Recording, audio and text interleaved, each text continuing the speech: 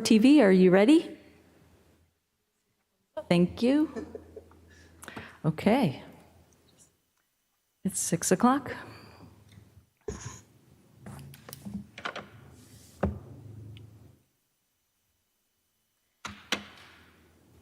Welcome, everyone. This is Lisa Edinburgh, Chair of the Westborough School Committee. Today is Wednesday, April 13th, 2022. This meeting of the Westborough School Committee is called to order. Please stand if you are able for the Pledge of Allegiance. Pledge allegiance to the flag of the United States of America, to the republic for which it stands,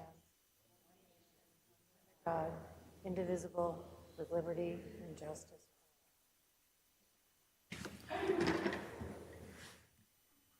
Thank you for joining us this evening.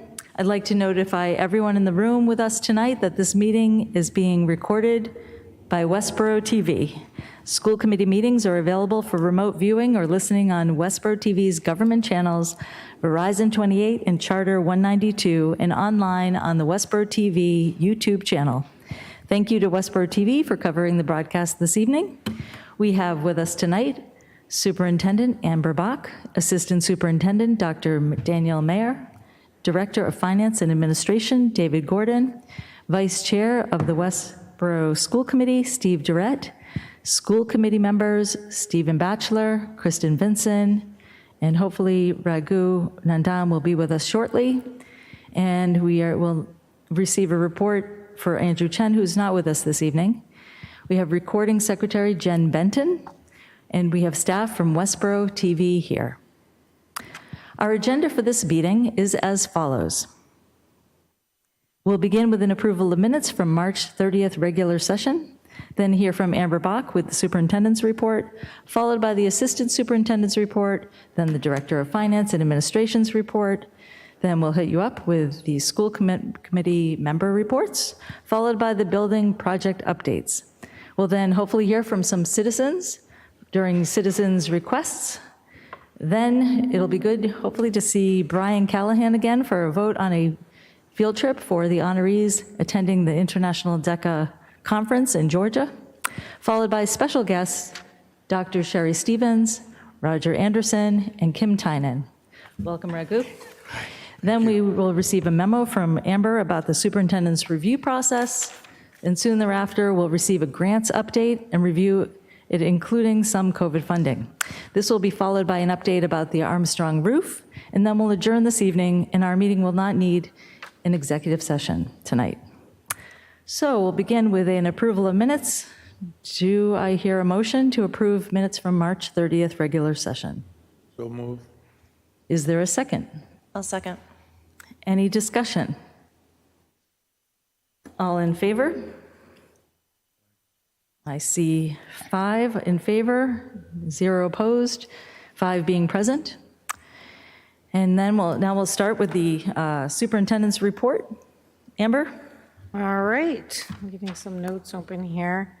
It's spring, so there's always a lot. I have to pick and choose and just give you a few key highlights. I'm looking forward tomorrow. I'm attending Reader's Day at Fales to read a book in a kindergarten class. It feels really good to have that after not having been able to do so for a couple of years. I'm looking forward to that kind of being the conclusion to the week. We have no school on Friday. It's Good Friday. We want to acknowledge those celebrating and hope that they're heading into the Easter season with family, which will be excellent. More people are traveling. All of those things feel very, very good. I was able to attend an iftar breaking of the fast the other day, which was really enjoyable. We were invited from an interfaith organization, and it was nice.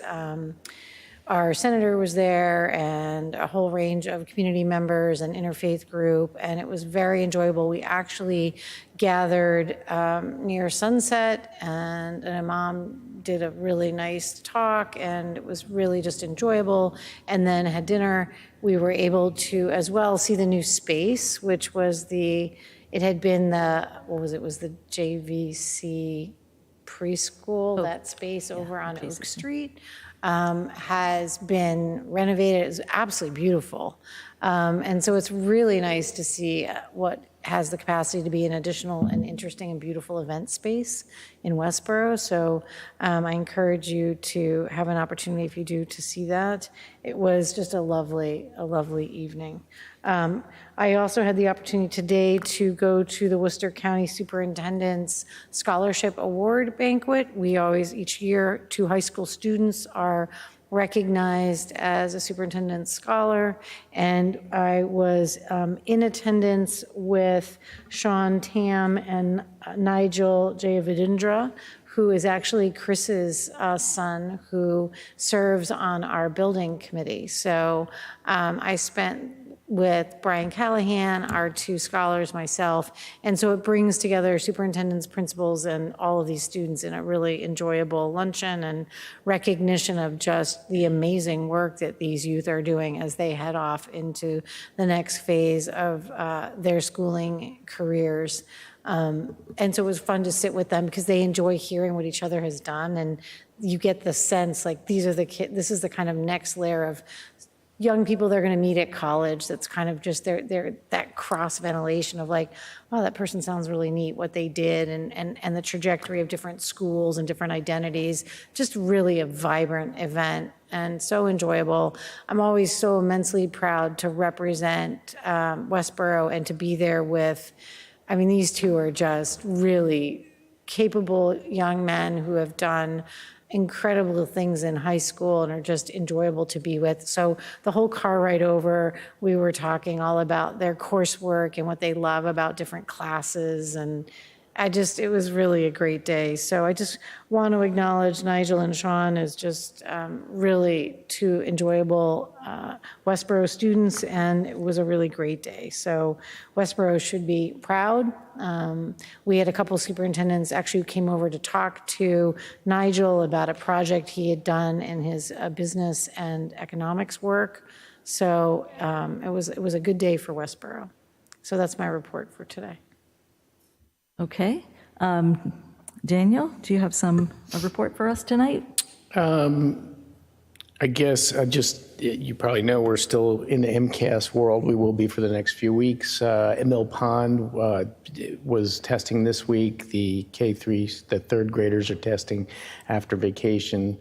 And things seem to be going well. It's nice to have normalcy in terms of being able to run that without having to do it remotely. And then we're also taking stock our new Phonics program that we put in this year, where there's a lot of effort that was put in with Christina Cooney's our new ELA coordinator at K3 has done an amazing job working with the teachers and getting to the different schools, and she's been omnipresent and going into classrooms and teaching next to with the teachers, so that demonstrating how to use the program. But now we're collecting assessment data and getting a sense at this time of year, like how our students have done in that program. I mean, it's still, first year is always you're adjusting and trying to figure out timeline and how to recalibrate, what works well and what needs some adjustments. But it has been a very successful year for that. Other than that, a lot of hiring is, we're in the middle of. I think I told you last time we were getting ready for the ELL coordinator, director of ELL interviews. We conducted those this week. Today actually was when we were doing some interviewing, and last week we had there's an HR administrative position that opened up that we were interviewing for. So it's hiring season. It's going to move into retirements and replacing people who are retiring, and we're posting a lot of positions, and that means a lot of committee work, and but it's all good. It's exciting when you're hiring on new staff. That's it. Okay. Dave, do you have anything for us this evening? No specific updates. Just a slight echo of Daniel's process working with HR and tracking budget for the end of the year close. Also preparing budget for next year's transition, start of the new year, whether it's new positions and new programs, new initiatives, make sure that they're all appropriately funded. But I think most of the updates will come that are sprinkled throughout today's presentation. So, okay, Well, thank you. We'll move on to school committee member reports. Steve Batchelor has Andrew's report, so we'll start there. Okay, so he would like to report, Andrew Chen, the student representative, would like to report that Student Council at the high school is in the midst of their charity week to raise money for Ukraine, and so far has raised over $1,200. The week kicked off with a car wash on Sunday, followed by a Clash Royale tournament and bake sale, and tomorrow there will be a student-teacher basketball tournament. If you would like to contribute, there's a GoFundMe linked in the Stuco Instagram bio where you can donate to support Ukraine. Fails enjoyed a wonderful open house and a fantastic fun run last week. This week is Hedgehog Book Week, which will include Superhero Reader Day, Read to Your Stuffy Day, and dress as your favorite book or book character. Community readers will also visit classrooms on Thursday. I feel very old. I don't know what some of that means. And then if I may just put in another plug for Saturday, the Public Safety Day at Hastings from 11 to 1. This is an all-inclusive kind of event, so it's welcome to everyone, not just children who would like a sensory limited environment. So I just want to let everyone know that this is a kind of event that all families are welcome, and we'd love to see you there. Thank you. Okay. Kristen? I don't have anything to report tonight. Thank you. Okay, thank you. Raghu? Yeah, I have a few. There's a program called Property Assessment. This is about energy improvement and energy efficiency. It's run by Mass Development, and it's called Property Assessment and Clean Energy. This is for commercial and nonprofit buildings, and we are looking into see if they cover the municipality buildings as well. This is a free assessment and advisory kind of thing that's run by Mass Development. We are looking into that. It's called PACE. Actually, that's led by Zach from the Economic Development Commission. He is taking the lead on that. There's a energy fair on April 30th, and we are looking at options to advertise the fair to the community. And one of the options we are looking at is to announce that on the school electronic billboards. And I'll work with the principals to see if that's a feasibility. And see, the people drive by and they can see that kind of thing. And there's a program which grants up to $200K for changing LED lights at the high school. Are we familiar with that? A new program, because so we should touch base on that, because we had been funded to do the $200,000 LED grant for the Mill Pond lights. Okay. So we were awarded that grant and are currently implementing that and starting the bid process to do that rollover. But we can certainly maybe just touch base, because if there's a second application site, there's a regular application cycle, we would go back in. So Great. I'll look into that as well. Okay, that sounds good. Thanks.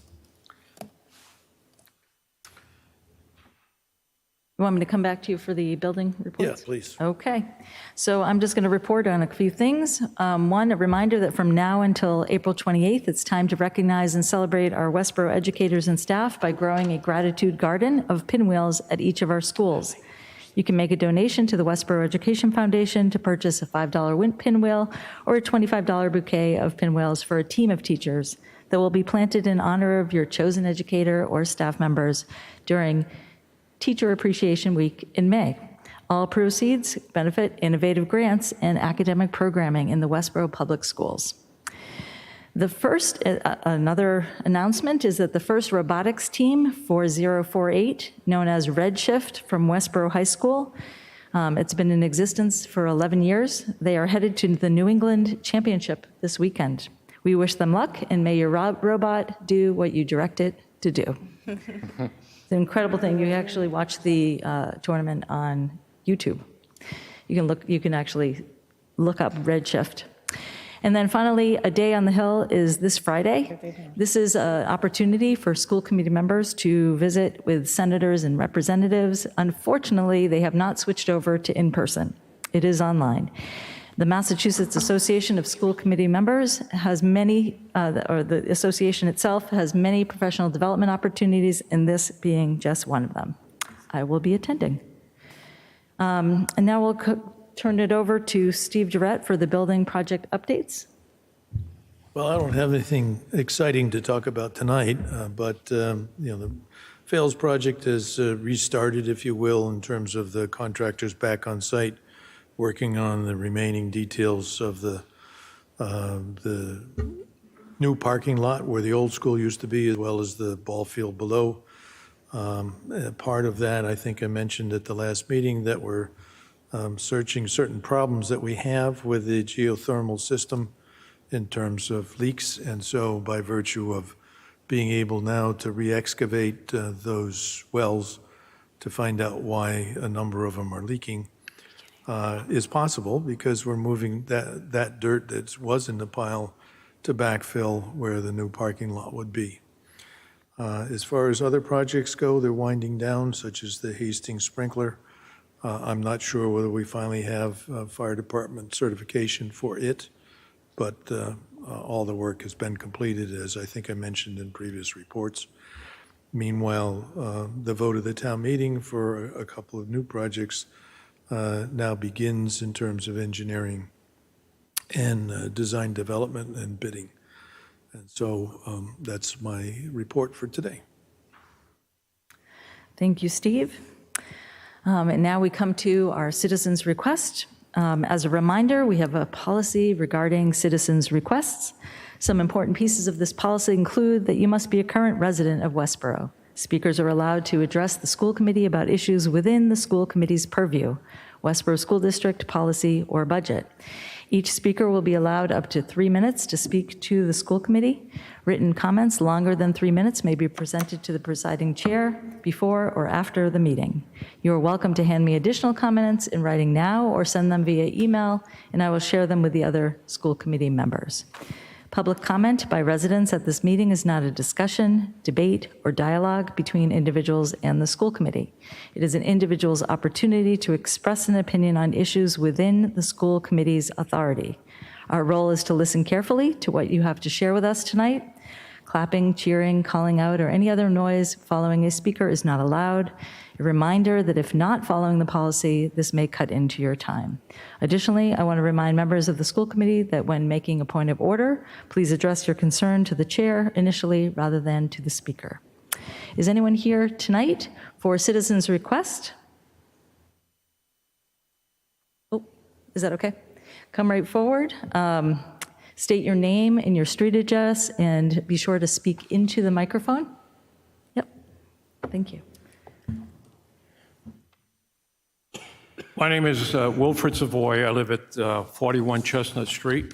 My interest in the Westborough Public Schools is Lauren and Braden, 11 years old and 13 years old. I had reviewed the budget for the last town meeting, and I just wanted to make a request for consideration in the budget preparation. And I thought the budget preparation was very good in terms of what was supplied, but 83% of the budget is salary or thereabouts, and I think it would be clearer and more informative if the budget accounts, the salary budget accounts, would also follow with the various functions. So I would ask that consideration, since it's such a large part of the budget. And that's my request. Well, thank you for coming this evening. Thank you. Is anyone else here for citizens' request? Come right forward, state your name and street address, and speak into the microphone. Yeah, we can follow up and do that with him, which will be nice. I'll pull it up and we can maybe send it to him. Boyd Conklin, 8 Water Street. Brought a couple of books that you guys are teaching from. This one here is White Fragility, Why It's So Hard for White People to Talk About Racism. Would we ever consider the use of terms Black fragility, Latino fragility, gay fragility, transgender fragility? How is it that the school superintendent, Westborough school teachers, and the Westborough School Committee accept and justify such demeaning language in reference to those children who are white? Here is another book, How to Be Anti-Racist, that is used in the Westborough schools. Another example of their curriculum, How to Be Anti-Racist. The Westborough Superintendent, Westborough teachers, and Westborough School Committee are teaching our children that reparations are the solution to racial disparity. In other words, to be anti-racist is to take white wealth at gunpoint under color of law and give it to blacks. From Steve Saylor, it is hilarious. It is a hilarious reflection on the pathetic state of white supremacy in America that whites don't dare call critical race theory what it really is, racist hatred of whites. This is a common reply to anybody pointing out the true nature of wokeness.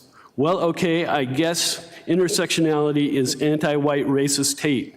But racist hate is good in this case because you, white people, deserve to suffer in the future. Anti-racism is just a euphemism for anti-white. Thanks. Thank you. Is anyone else here for citizens' request? Okay, so we will move right along on our agenda.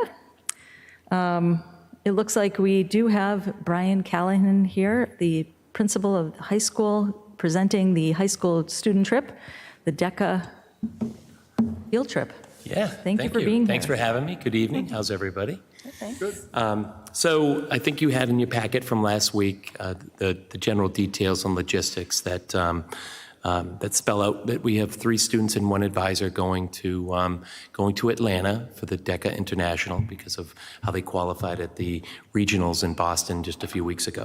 I just wanted to provide more information and seek your approval for this trip. It's an overnight trip. There are a total of 3 students going and 1 advisor. The students earned this right to go through their competition at the New Englands and moving on. The 1 advisor has worked with these students in the last couple of months. This is not a club or an activity that we had planned for. Students came forward and expressed interest, and we had a local competition, a regional competition, and now the internationals, which is pretty exciting.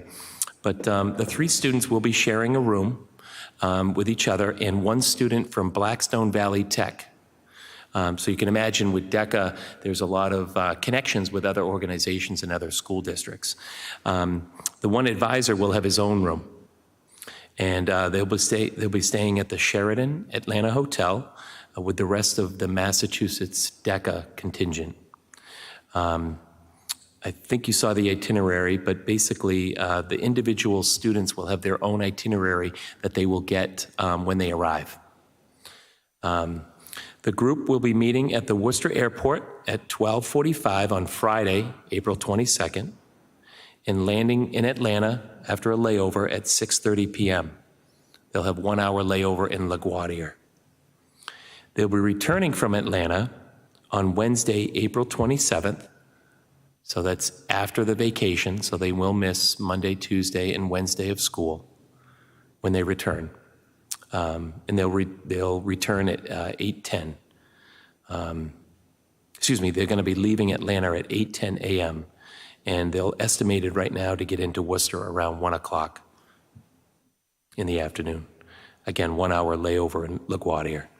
The tickets, including bags, came to $1,106 per person. The families knew the potential for this cost in advance before deciding to go, because it was a choice that they had.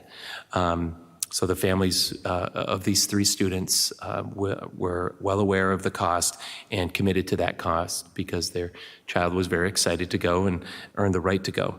The total cost of the conference, including airfare, is $4,933. That's roughly $1,650 per student. The group has been fundraising and seeking donations, and based on current fundraising efforts, we're estimating that the actual student contribution will be a lot less than that. We're expecting about $800 a student, so about half the cost of the total trip. And I think, the way these DECA students are working and their friends, that will be even less. So I think those are the big informational items that I think wasn't included in your packet. And I just want to say that not only the fundraising efforts, but the last 2 competitions has certainly generated a lot of buzz. I think there's close to 20, maybe 22 students in DECA. From the original sort of group that participated, and now they're down at the final 3 at the international competition. But they're all kind of still together and helping each other's efforts for these last 3, which is good to see.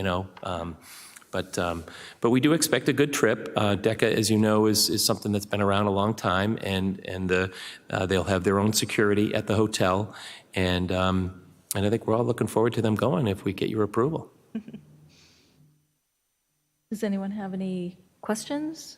What airline are they flying? That's a great question. I believe it's American Airlines. Yeah, I believe it's American Airlines. They still have pilots. Yeah. Yep. I don't know why I'm second guessing myself, but I'm sure it's American Airlines, yeah.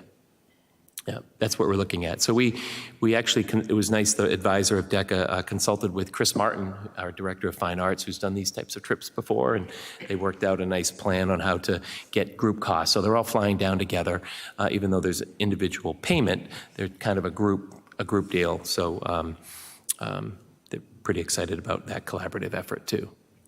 I will say that the advisor's wife, who's a district employee, she was a chaperone with the larger number of kids in Boston at the regional.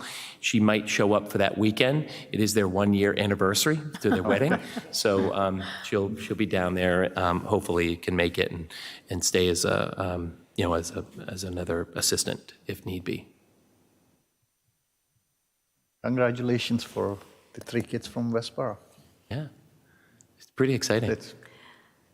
Yeah, and thank you for including their statement. They had like a statement in here in the form for the trip, and I appreciated just reading how meaningful this work is to them, how important it is, how seriously they're taking it. But what stood out to me from everything that they said was that they've really created a community around the work that they've been doing, and that this was like a bonding experience, and I just feel like this is going to stay with them for a long time. So. Oh, for sure, yeah. One little example, again, during the February vacation, we host a girls' basketball tournament through our basketball team, and the DECA students participated to help fundraise both for their efforts in Boston, but also for the efforts of the Humane Society, which was the theme of the tournament's fundraising. So if you recall, our girls' basketball tournament picks a charity to donate all the proceeds to, and DECA was helping both their fundraising efforts as well as the charity. So it was kind of a neat, again, collaboration. So we've enjoyed it. You know how many kids from all over the nation are going to be there in the conference? I don't. That's a good question. No, I can get that information. It's international, right? Yeah. Yeah. International competition, yeah. Yeah. I'll find that out and send that along. It'd be good to know.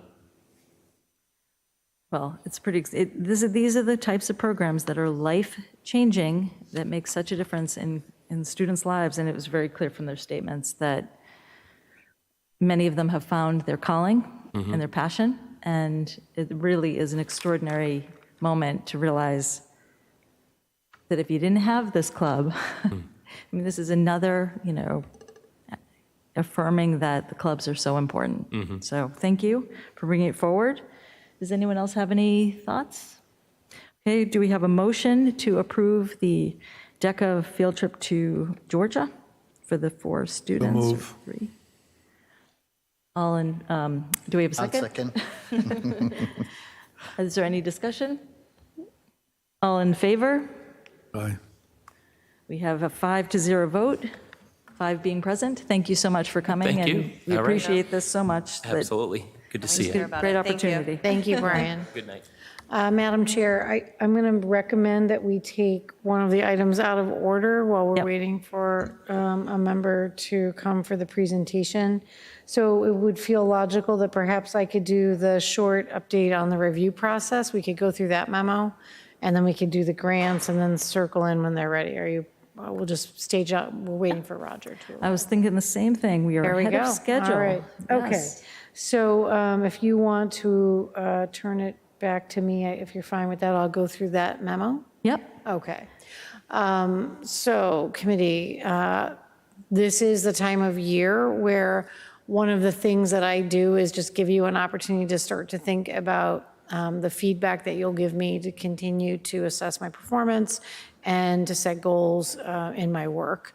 I welcome that feedback. I find it really helpful to setting target goals and to keeping kind of my standard performance at a place that matches your expectations.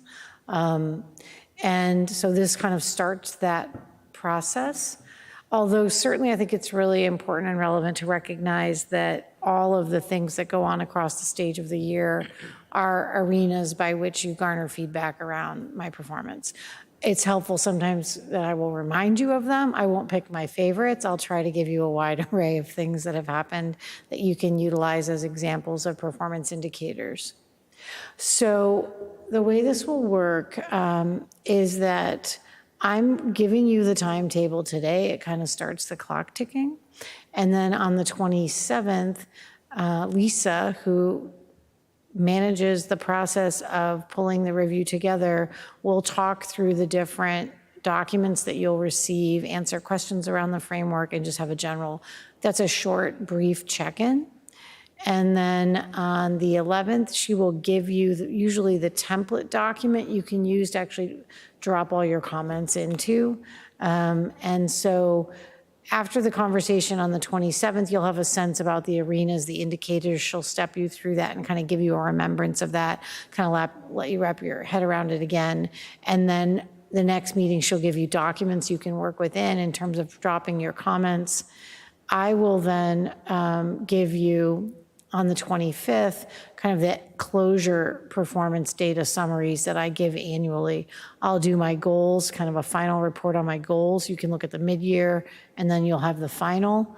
And I will give you a strategic plan summary, which will kind of fold in because of the way the goals were working this year. It was a major part of kind of completion and getting going. And then I'll look at the teacher leadership survey data.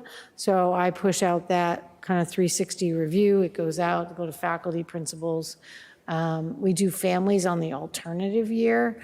So we won't do families this year, although we could, and we can talk that through, and Lisa can decide if she wants me to push it out district-wide or whether or not you want to keep those broken apart. So just because it can be a lot of data to look at. I then bring that survey in. It runs for about 2 weeks, and then the summary of that, it goes to the chair, and I give you the summary of it as well. And you'll get the comments, everything that you need to kind of look at, and then we use that to provide your feedback.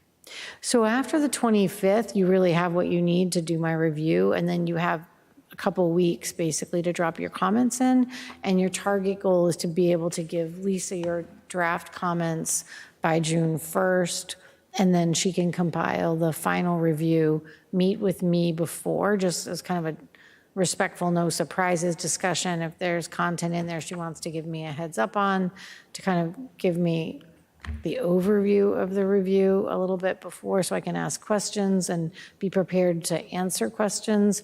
And then you do my formal review, which is always public, of course, on June 8th. That's also your last meeting. So it's kind of the completion of the year, and then you move into a summer respite where you really aren't called upon unless we need to come together for an emergency meeting.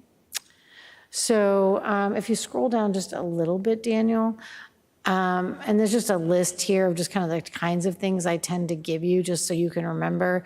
If there's different things that you want, if you go back through the school committee packet, you're going to pick up presentations, memos, things we did.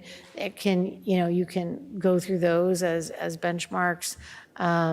And then if there's certain things you want, or you want to sit and have a meeting with me around an aspect of my work or questions you have, I'm happy to do any of that between now and when you need to submit your comments to Lisa on June 1st.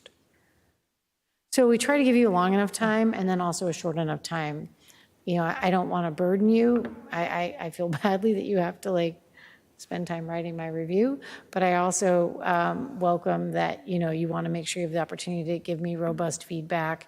And I just always emphasize I'm comfortable with you sharing things you think I need to work on. And I think, I always say we try to do that in a strength-based approach and positively framed. And I welcome you, setting goals for me around things I can grow in. So that's the basic layout. For Steve Batchelor, that will be kind of new for you, and you can meet with Lisa and she can go through it with you, but I can as well if you need any of that. So that should feel familiar to you. Any questions? All right, so Lisa will be taking it from here, and we'll pick up the next couple of meetings, and then I present to you and we head towards the end of the year. And Steve, a lot of this will become very clear when you see the rubric documents. We'll be passing those on April 27th, and then you're going to receive all the supporting documents, and it will just allow you to be able to complete the evaluation. And it might be helpful as well. I don't know if we provided in the past, but you can also look at my last year review. Yeah. So if you want to look at last year's review and what they said and, strengths and goals, you can use that too to get a sense of the flavor of the approach, and you can do it completely differently. It's really an independent, you're each independent individuals and can hold all of your own opinions around performance benchmarks, and then Lisa pulls them all together. So It is the most public evaluation in town, which is very interesting in terms of most people's evaluation is not public, so that makes it a very interesting process. And it is designed by the Department of Elementary and Secondary Education. And so we'll be discussing it as we go through, okay? Okay, so we'll move on, and it looks like we are still ahead of schedule. good, we're definitely good. I feel confident the next, if you would prefer, we could move to the next item, which is a grants update and review. And I think Dave and I were going to just kind of take a minute and try to continue to provide kind of general framework of the leveraging of ESSER funds. And I think we certainly stewards of grant funds that we receive, it's important that we can always, again, we submit detailed state level reporting on every penny, but I wanted to provide for you kind of a general overview so you can get yet another look at kind of the anticipated use of those grant funds. So you certainly, people tend to ask questions about what those grants get used for. So I thought I would just, Dave and I could give you kind of a general update. So if you look at the first one, the first was ESSER. It was the COVID recovery grant. And it was the $850,000 basically. And that came to us for use in through 20. It had to be expended by the end of 21? 20. Yeah. Sorry. So that was like literally the funds that they provided for kind of COVID intervention around expanding support staff and buying PPE gear and doing HVAC work. So I'm having trouble looking over there. I'm just going to open it up here. Sorry, I feel like I'm looking the wrong direction. I think this was the grant to reopen school in Yeah, I August, just- September. I don't usually like to stare at my screen, but I'm going to be able to present it better if I just kind of look at my own numbers here. So, yeah, so the majority of those funds were expended, as you can see, that the large expenditure was basically picking up the whole layer of staff to run the remote program. So you had a whole tier of faculty who could not return because of medical parameters or who took year off, or we needed teachers to teach in remote because students were out and wanted to be in remote, and we built that model. So we hired both teachers and paras to staff that, as well as special education staff to work with students. So the expenditure of those funds, that was about basically 500 of the 491 of the major first tier expenditure of that grant. We also used it to basically, Daniel ran a series of courses and developed interventions working with, I think, Daniel, you worked with teachers that you paid those funds to basically develop interventions to train teachers on how to do remote, how to leverage their screens well, how to prep that they could push out content online, and how to kind of tackle an innovation platform of work.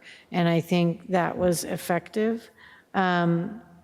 We also then utilized about $67,000 for additional technology services. We were using a lot of remote hotspots for kids and families and faculty that were at home that couldn't get online, that were remote. We also needed to provide additional technology supports, iPads and things to go home for certain families and faculty, and para educators who were working in different settings as well. So again, a chunk of expenditure there. The 131,000, that was actually utilized for academic screening for gaps. And I think we did some of the case screening, Daniel, utilizing those funds, right? So We had to do the case screening over the summer, which we usually don't do, so we right, so bring in typically, staff. typically the way that kindergarten screening works is they come in at the end of the year, and it's done just while the teachers are there, and we get coverage for them. So instead, we paid them to come in and do the screening in the summer, distanced, so families could come in very small or individual groups, and we basically utilized those funds to screen 200 plus kindergartners in the summer instead of at the end of the year. This is like pressing my memory here on the, looking at expanded transportation supports, rental and installation costs of additional trailers. We had to purchase a lot of trailers to store furniture in that we had to pull out of classrooms. Those are those expenditures. Partitions and dividers, those were all really used on desks and tables and entryways. And then PPE gear. So that really basically crushed that first grant really effectively. And Dave, though that's probably working from Daniel's memory, but moving forward, we're going to hit into your tier of memory work now. And then now you move into ESSER 1, which is was for last year and this year. And you can see again, additional, we did more case screening and train the trainer model for the remote and hybrid work. And we did summer planning teams as we paid all of those people to come in and work with us. We were all online, but all of them came in to basically develop curriculum and frameworks. So that one was pretty much preparation for opening. And that was when we were trying to literally design the hybrid model. So that was done in teams working both offsite on their own and then coming together and doing like 2-hour-long Zoom meetings to basically present findings and to come up with a model that the principals could then use to start to group students and design staffing. Daniel, am I hitting all the high parts there? Yeah, painful memories. I know, it is kind of like PTSD looking at it, actually. I remember seeing everybody's vacation spots on Zoom. Yeah, it was very weird. I mean, I was in Michigan and you were in New York, and we were all just kind of working weirdly from decks and things. So I want to acknowledge too that these funds did carry us. I mean, a lot of times you get grants that have so many strings attached and so many pieces that you can't leverage them for what you need. I just, I'm not a big fan of the complexity of federal and state grants. And these have worked really effectively for us.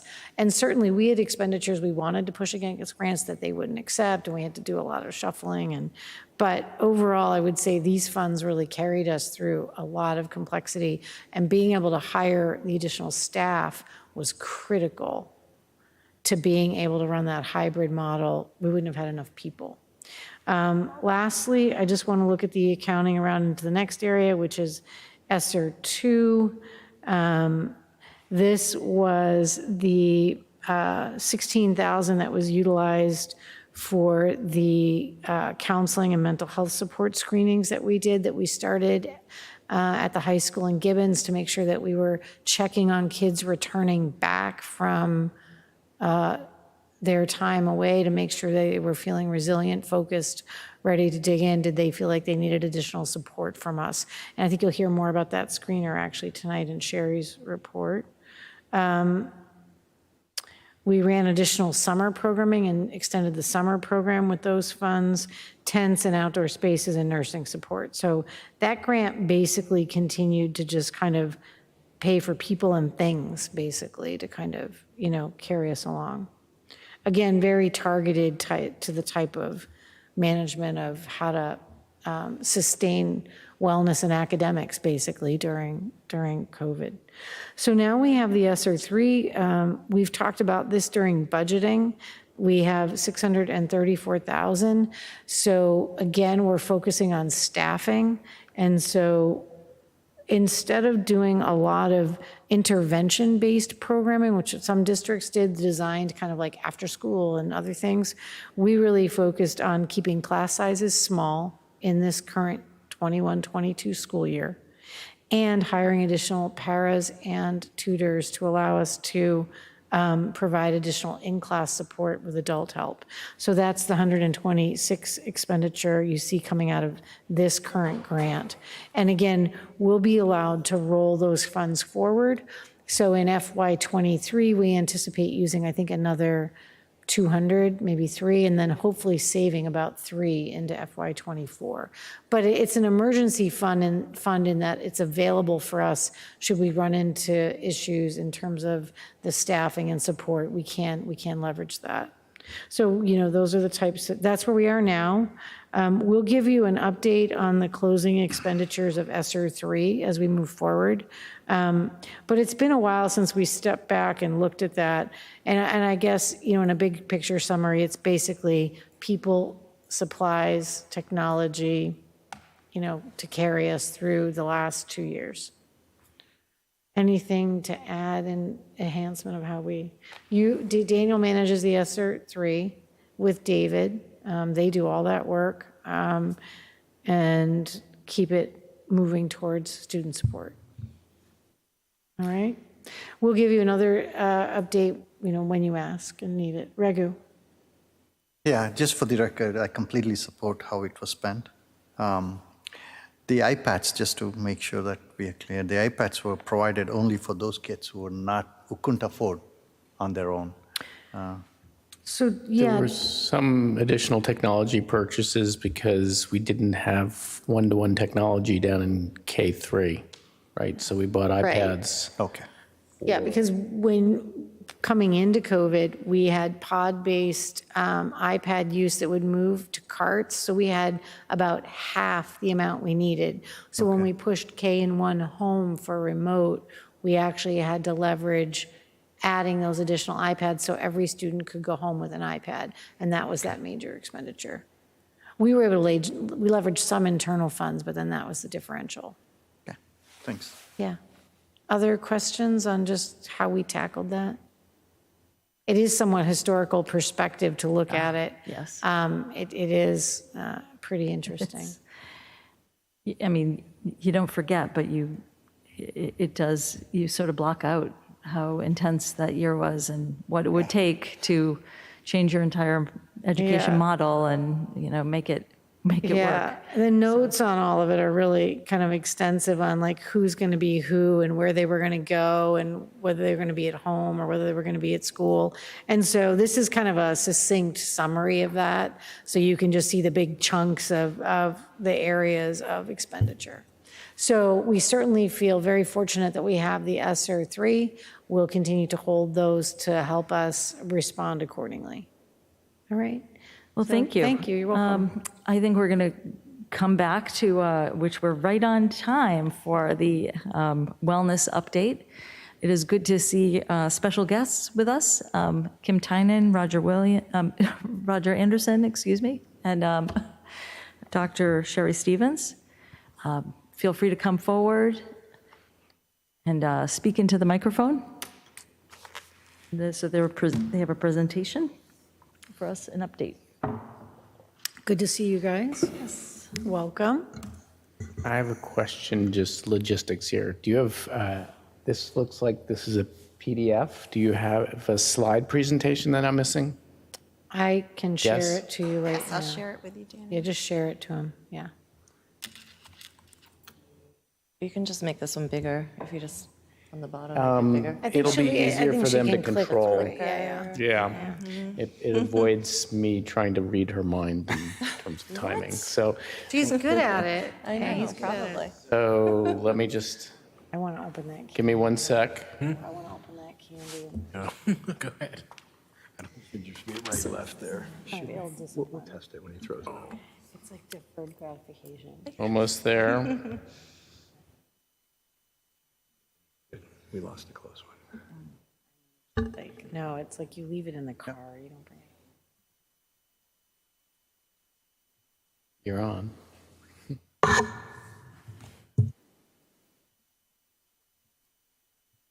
Is it working? Okay, thanks, Daniel. You're welcome. Good evening. As always, it's my pleasure to be before you this evening and to provide you with our annual update from the Student Services Department. I also want to welcome my co-presenters this evening again, Roger Anderson, Director of PE and Wellness, and Kim Tynan, Coordinator of Clinical Services and Social Emotional Learning. So tonight's agenda, I just want to begin with some thanks and appreciation and recognition for WPS staff and particularly the student services team and especially our nurses as we recover from our COVID period and all of the work that went into it. It was certainly inspiring, the energy that was committed to looking at students as individual learners and all that we learned through that process. We'll begin this evening with a special education overview and then move into social emotional learning implementation and all of the work that's been done there. We'll provide an update on our mental health work and also wellness for you. So I begin this evening with our special education piece. And again, as we do every year, I report to you sort of where we are in our enrollment. And we have 640 students currently on individual education plans. And it's always interesting to look at disability categories and kind of see, I have a 2-year comparison for you this year in terms of how things fluctuate around disability rates. And again, there's a number of factors that go into that. We certainly have students that move into the district, and you can see some of our trends there coming across for you this evening. Certainly an uptick in the percentage around autism, emotional, which we'll talk more about in a few minutes, and specific learning, a slight decrease. So there you have our disability categories. It's also good to look at our friends and neighbors and see how we compare, and also with the state in terms of where we are with students receiving services. So right now, we're at 16.5, which is a slight increase. We've been 15 to 16 for the last 3 to 5 years, and you can see how that compares with the state rate of special education, 18.4, and certainly take some time to look at how we compare with our comparable friends and neighbors in area districts. This year, we've focused in our enrollment on out-of-district, which typically is part of our general report to you, and we've certainly noticed a significant trend in an increase of students leaving us for out-of-district placement or receiving students who have moved in who are already in out-of-district placements. So again, you can see the comparison of our disability categories, and here it's interesting because it's actually a slight decrease in students with autism, but we clearly see, a continuing trend and increase in students with emotional needs. And as we look in the increase in population, we note that 54.5% of new out-of-district students have required and moved to therapeutic placements, private therapeutic day schools, and that 36.4% of the students were move-ins to the district. 3 of the 4 move-ins impacted one disability category, which depending on the category can certainly be carried throughout a family. Increase in students with emotional disabilities and therapeutic needs is something that we see sort of across the boards with students who require short-term intervention or hospitalizations and come back to us, and we certainly work to stabilize their needs, but some students do require more than we can currently provide. Some of the negative impacts that we've been experiencing in trying to access out-of-district programs has been the overall decline in workforce and available resources, sort of as we've moved through COVID. And that has put our out-of-district programs in a really challenging positions in terms of their ability to even accept referrals or accept students for placement. So it's completely slowed down our timeline for accessibility to those programs this year. And also, I would say, in terms of negative impact has been the resource shortage for drivers in terms of our ability to secure transportation for students once we have secured the placement. So that's kind of another layer. And parents, have been really positively receptive in terms of, their willingness to help us out and to transport students, which we're already always willing to reimburse them for.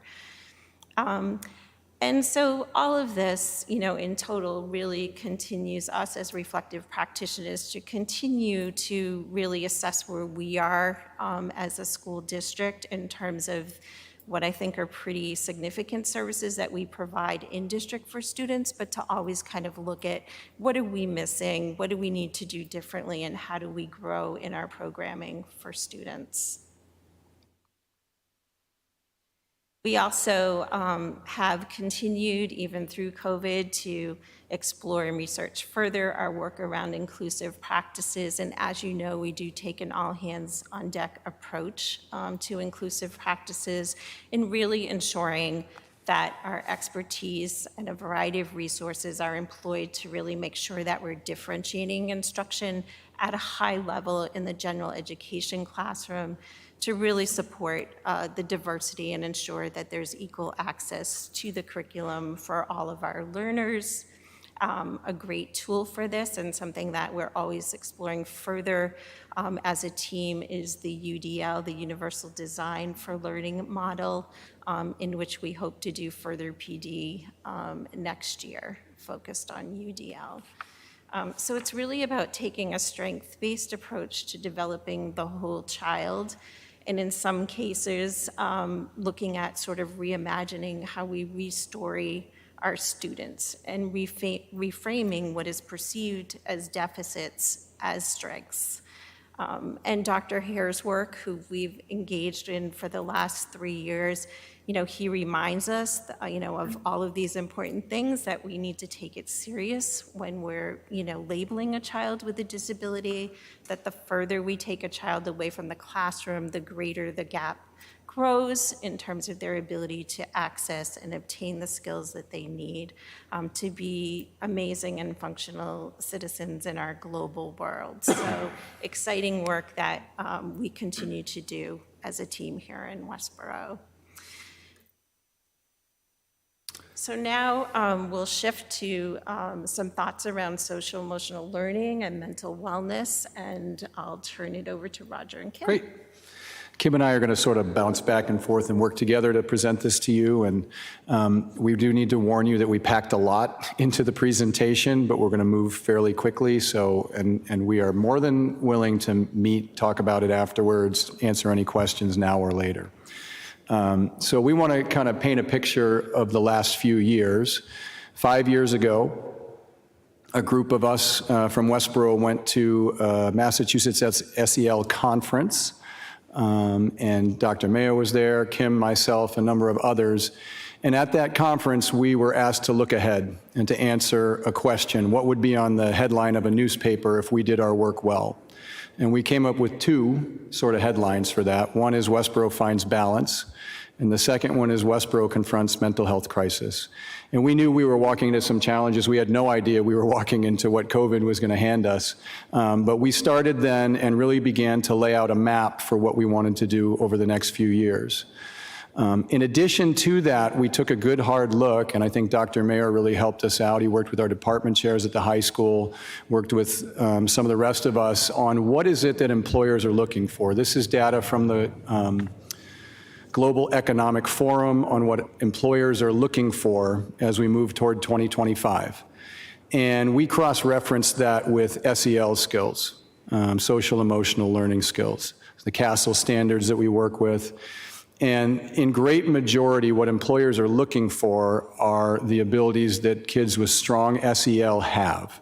Great problem solving, great self-management, the ability to look at themselves, the ability to look at their interactions with others. And so we sort of had a target for ourselves to move toward. Now I'm going to hand it off to Kim. So in setting, painting the picture and having the overarching mission is an important part of the work, and then starting to think about what the goals and objectives are going to be moving forward, recognizing that we anticipated it was going to take some time and it was going to be a process. And so this work is not necessarily hard work. It's teamwork. So it involves a great amount of communication and continuity among team members, and we're talking about very large groups of people across the district. Because what's really important to us is that we are really transparent with our goals and objectives, and we keep everybody abreast of what's happening all along the way. And so as we start to think about creating a guaranteed curriculum and access, we focus on starting small, creating a sense of competency and a number of really strong, what we call ambassadors, and starting to build capacity and build the work, both across and within a grade, and then across the grades and across the schools. As part of the process, it's important to really take the time that we need along the way to really reflect and plan, recognizing all those things that we do really well, because we do a great deal very well. One small thing I think we do really well in Westborough is that as adults, we really model for our students and ourselves our love for learning, our growth mindset, and the value of working together by participating in new initiatives wholeheartedly and investing in professional development together. So as some examples of that, last year, the counselors did a lot of professional development work, really looking at the multi-tiered systems of student support, specifically around mental health. And our leadership team participated with the counselors in that work. There was over 10 hours of instruction that they participated in together. And then our leadership really does an amazing job of then sharing out that information with all the faculty through faculty meetings. So a lot of our faculty meeting time was dedicated to what's happening with social emotional learning in our schools and what's happening with universal mental health screening.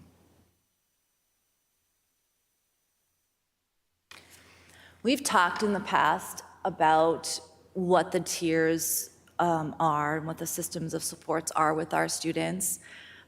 When we look at Tier 1, we're really thinking about what is guaranteed for all students in our schools. That number of students that we're targeting there at Tier 1 is really somewhere between 80 and 90% of our students. And the work is really important to really reflect and get back at having some change in some of the numbers that Dr. Stevens presented early on in those slides is also an overarching goal for us. As you know, the DESE, or the Department of Elementary and Secondary Education, has established social emotional learning standards. These standards include 5 main skill areas, specifically self-awareness, self-management, social awareness, relationship skills, and responsible decision-making. Recently, this past year, the United States Surgeon General has published a comprehensive report entitled Protecting Youth Mental Health. He provides a lot of information on how we as a nation can do a better job of having a positive impact on our students' mental health. And one of the suggestions he makes for educators or education systems is that we expand social emotional learning programs and other evidence-based practices that promote healthy development. When we look at the Tier 2, the students or services that are in Tier 2, we're really looking at those students who need a little bit more support. And so in planning what those evidence-based practices look like really involves a great deal of work, right? And really planning the professional development so that we can meet the needs of those students effectively. We evaluate our practices by the use of assessment and reflection. Sorry, I got a little excited there. No, I know, I'm so excited too. So, this is me, correct? Yes, that's Very you. good. We practiced this afternoon, but I was at a track meet after that, so I'm catching back up. As we look at the way we implement social emotional learning, Tier 1, every student, every single grade, every classroom, all K to 12, even pre-K to 12, is receiving social emotional learning. And we know that for kids to learn in the classroom, they need to have good social emotional learning skills. They need to be there and they need to be present in that way. We also are following the very best practices about how we measure that and what we look at. And Kim's going to go through the data in a little bit. But both at the Tier 1 level and at the Tier 2 level, which is higher, mostly counselors, we're following best practices. We're using really good data-driven resources, and all with the goal of having no kids missed. In the past, if you had a certain teacher, you got some great SEL along the way, along with your curriculum. Now it's guaranteed for everybody. And I think that's a really important piece. As our administrators, this is just a reflection from one of our administrators, Jack Foley. Looking at the different ways we look at the data allows us to really impact kids, and certainly especially some of our more marginalized kids. As we went through the pandemic, we know that it impacted marginalized groups in a much more significant way. Now we're collecting data that allows us to see how they're doing, what we can do to help them out and get them the best resources and the most appropriate resources that we can. So we use a lot of different tools to do that, and we'll sort of fill you in on what that is. Yeah. As Roger just mentioned, all disciplines in our schools use assessments to drive practice, right? And so we do the same thing with social emotional learning and mental wellness. These tools are carefully selected, involving a great amount of research and wide acceptance and validity in our field. Across the next several slides, we are going to look at some of the data that's been obtained through universal screening in our schools. This data right here represents approximately 2,000 students across 7 of our grades, kindergarten through grade 6. This data was collected in the fall by our teachers. This is an assessment tool that our teachers completed. It is approximately 25 questions that the teacher completes about each student in their homeroom. These particular questions assess a variety of social skills that are consistent with classroom and school expectations. These are the kinds of social, emotional, behavioral skills, such as the ability to sit during instruction, an overall attention span, work endurance, pro-social skills like the ability to share and being considerate of others. Because as we know, school and learning is a social endeavor. You can see that in looking at these data are very much in line with what we would anticipate our students to be performing when we think about the triangle, right, or the systems of support.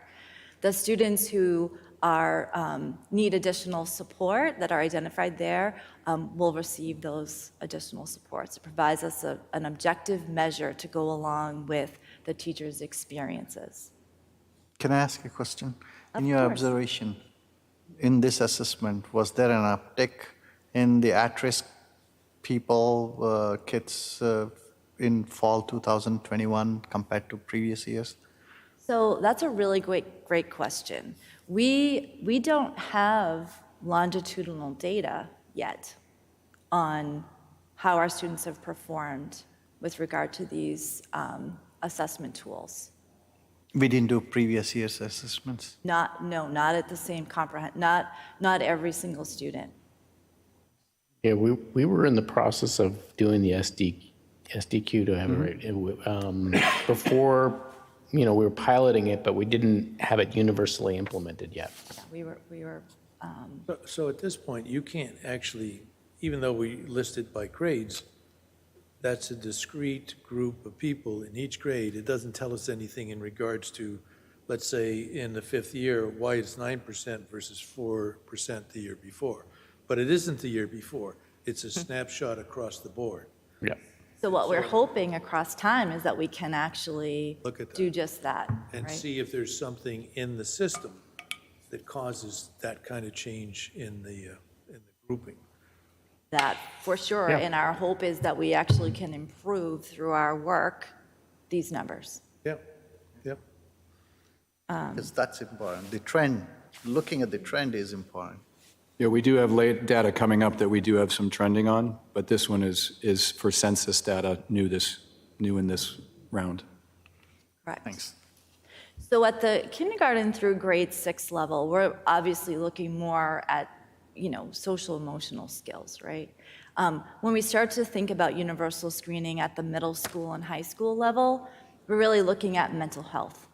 And I just kind of want to preface this piece by just reminding you a little bit about our Metro West adolescent survey data that we've been participating in since 2006 and 8, high school 2006, 2008, the middle school. And while that survey provides us with a lot of information, it's a lot of questions, like, what is it, 140 questions you said, something? Yep. There's all sorts of questions about all sorts of things about being a teen and being in schools. Everything to do with drugs and social media and bullying and, sexuality. And there are some questions in there on mental health. And Roger, has shared these data with you consistently over the years. And we're always concerned about the mental health questions, right? And the biggest concern for all of us is that data is anonymous. So we don't know who those students are. And so when you approach universal screening, you have to be very careful because it requires a lot of planning. We do know we're going to identify students who are experiencing emotional distress. We specifically targeted anxiety and depression. We knew it was going to be a lot of work, and I want to really stress the amount of work it was for schools, for counselors, for a leadership team. In planning for the high school and middle school screenings, each of those teams, it took about a year to plan all the documents, all the Google Forms, and to make sure that we had the supports ready for students on the day of the screening, because it's important that you can immediately meet with students who are experiencing acute distress. So in order to do that, we partnered our middle school counselors with our high school counselors, and we partnered with community providers, specifically Riverside counselors and Westborough Youth and Family Services, so that on each of these 2 days at the middle school and high school, we had approximately 20 to 25 counselors at the ready to meet with kids. That's really important for everybody to know. This is our middle school data that was collected in March with our 7th grade students. And we used a tool that's called the Revised Childhood Anxiety and Depression Scale. Students completed this assessment. It took them just a few minutes to complete. And then over the course of the day, any students who had any level of distress were met with by a counselor. We also gave students the opportunity to request to meet with a counselor even if they did not have any emotional distress. And we had several students choose to want to meet with a counselor as well. Every student who screened in with any level of emotional distress or requested to meet with a counselor were all met with on that day before lunch. That was really exciting. Yes. So they requested it? Did they know what the results of this were? So if they requested it and they did not score that they had any distress, the counselor would certainly have a conversation with them about their survey and then whatever specific concerns that they may have. But the information wasn't available to them before they asked to see the counselor? The results of this test? The question was for everyone. Their own score. They were not reflecting on their score. No. They were just reacting to their needs. Right. Correct.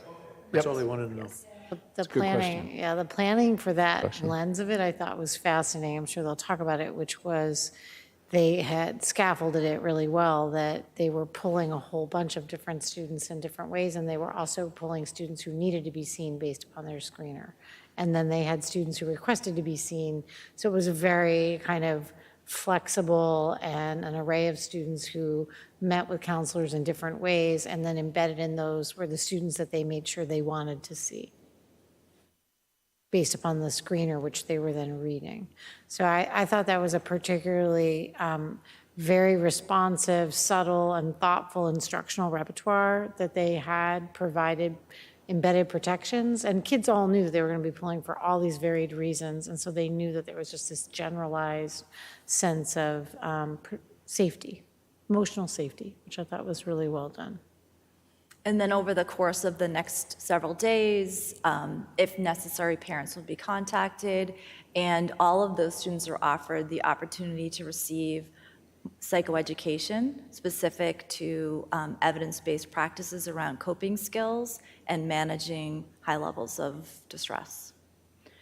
Some students may take us up on it, some may not, and that's okay. And as we continue, right, we continue to offer these services to our students. Another question. Oh, sorry, go So ahead. having done that and having had the opportunity to counsel students, was there any follow-up, say, significantly later to see how this test might have been responded to later, after let's say, the help from the counseling? Was there any follow-up to know whether it was successful or not, is really what I'm asking. So these students just took this assessment in March. It's just a couple weeks ago. And their groups are just starting, and they'll participate if they choose to participate in the next, they're offered this group. Any student who is identified will be, the counselor meets with them and feels there continues to be a concern. The counselor will determine, based on the concern and the level of intensity of concern, how frequently they'll meet with them or the intensity of the follow-up moving forward. We'll know moving forward when we screen these students again in following years, how they continue to do as a group. Individually, counselors will conduct progress monitoring to be checking in on students and making sure they're doing okay. As a follow-up to your question, when the counselor sees the kid, will there be an assessment down the line some time to see if there's an improvement? And is coping skills part of the counseling? Yes. Yes, they will meet with the student and conduct additional assessments if the parent agrees to that, right? If the student agrees to participate in meeting with the counselor and the parent is also on board, right? And then that will be offered. And then they will use progress monitoring tools to make sure that the student's needs are being met. Very similar to the way in which we provide other types of Tier 2 services like Math Plus or reading supports, right? Where we assess progress and we make sure that the intervention that we're using meets the student's needs. We would be interested in that data as well. We are too. Absolutely. We're really excited about it.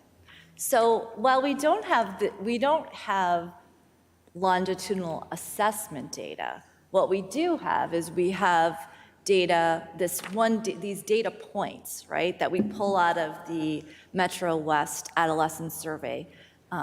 Getting at some of your comments and questions are like, are our kids, because that's what's on our mind, right? Are our kids doing better? Are they doing worse post-COVID? It's really a challenge to say. So very exciting. We got some preliminary data back from the Metro West Adolescent Survey that was taken in the fall. So we have a new data point up there for our middle schoolers. You can see these are students that endorsed that they were experiencing depressive symptoms across the past 12 months. We see an uptick of students expressing that they were experiencing those symptoms as compared to 2018, pre-COVID. So that was in the fall. And then when we specifically look at this tool that's designed to assess depressive symptoms, we have 10% that represents 10% of our 7th graders, so not our entire middle school. But the really exciting piece about this is now we know who these kids are, and we can start to help them. Similarly, we don't have very clear data yet, but we do have this one data point from this one question around students who endorsed, "My life is very stressful." Although stress is not the same as anxiety, it's about as close as we can get. That's why I made it a different color. But you can see that our students in the middle school overall are feeling like their lives are more stressful. This data will certainly be more thoroughly analyzed and reviewed, by the leadership team and presented to the school committee in the future. But we can look at this anxiety data point, which is a real data point on these 7th graders who are experiencing anxiety symptoms. And again, now we know who they are. This is our 9th grade data from the fall. And so, we recognize that our high school students struggle more with mental health conditions and challenges. And so this data is representative of that. And we can see very clearly the various struggles that our students are having with regard to anxiety and depression. We use 2 different screening tools at the high school than we did at the middle school.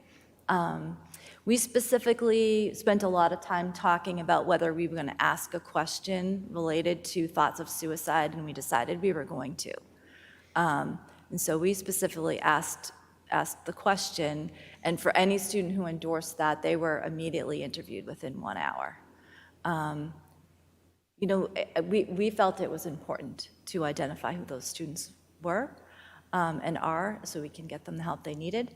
And we interviewed about a third of the students of the freshman class across 7 days. The first day interviewing about a third of those, the most acutely distressed students with all of our counselors.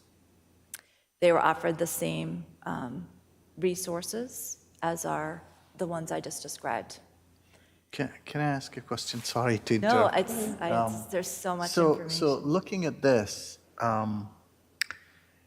from 7th grade to 9th grade, there's a substantial drop in the mid to no concern range.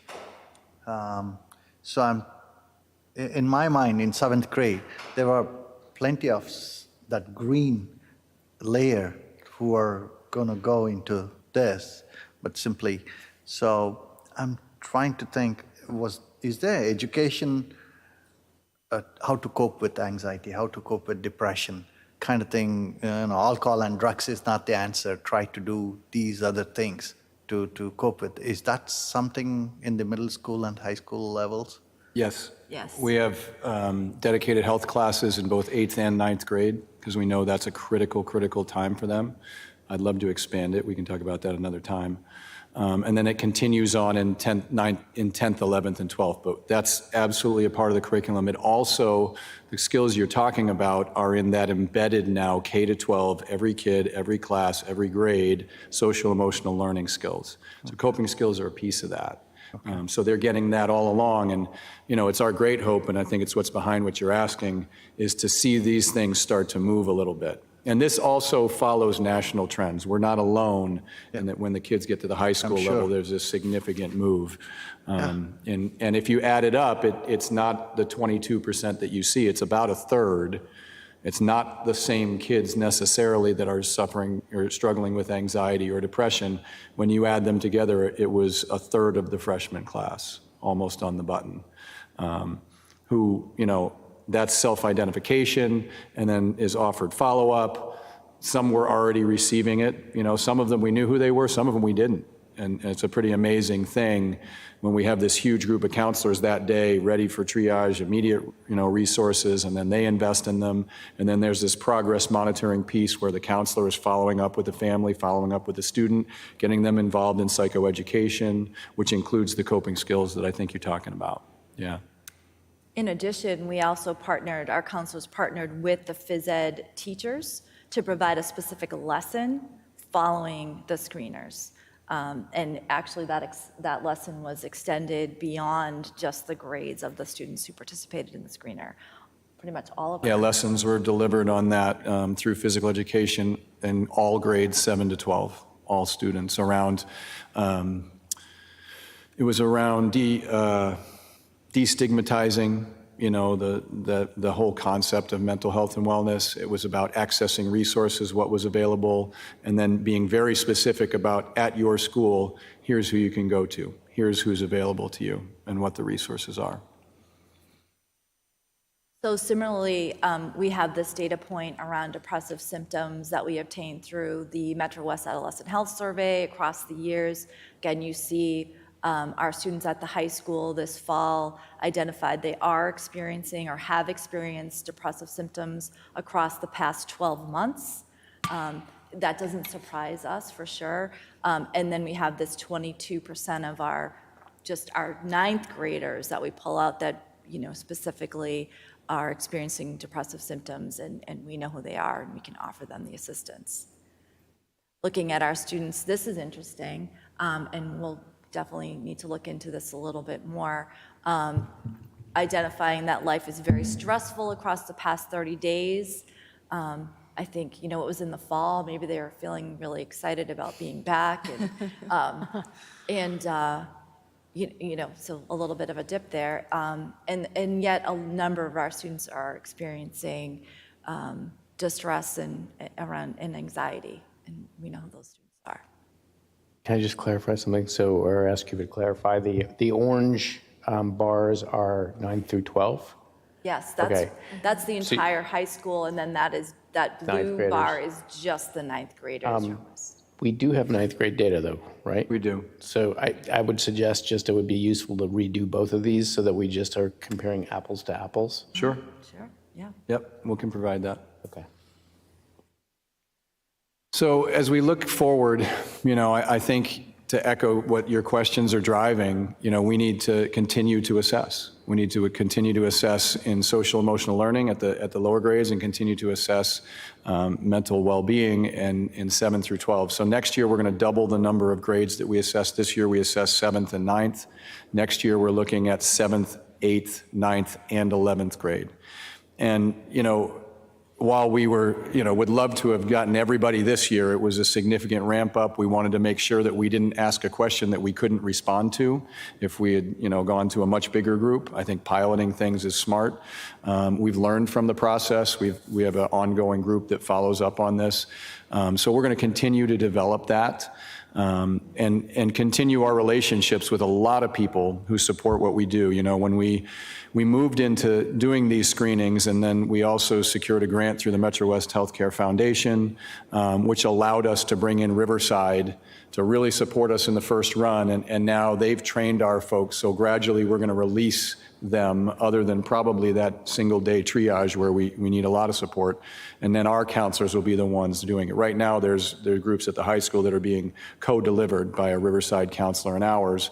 So they're teaching us as we go and providing those opportunities. And there's a lot of things there, but just know we're being thoughtful. And then beyond next year, we're looking to engage all of the grades and really put into place something that will allow us to track, are the interventions that we're doing being effective? We know they're data-driven interventions, but are they being effective for our students? And are we, through our progress monitoring, really meeting the needs of them? And the whole goal is to allow them to be effective and get back in the classroom and to function well,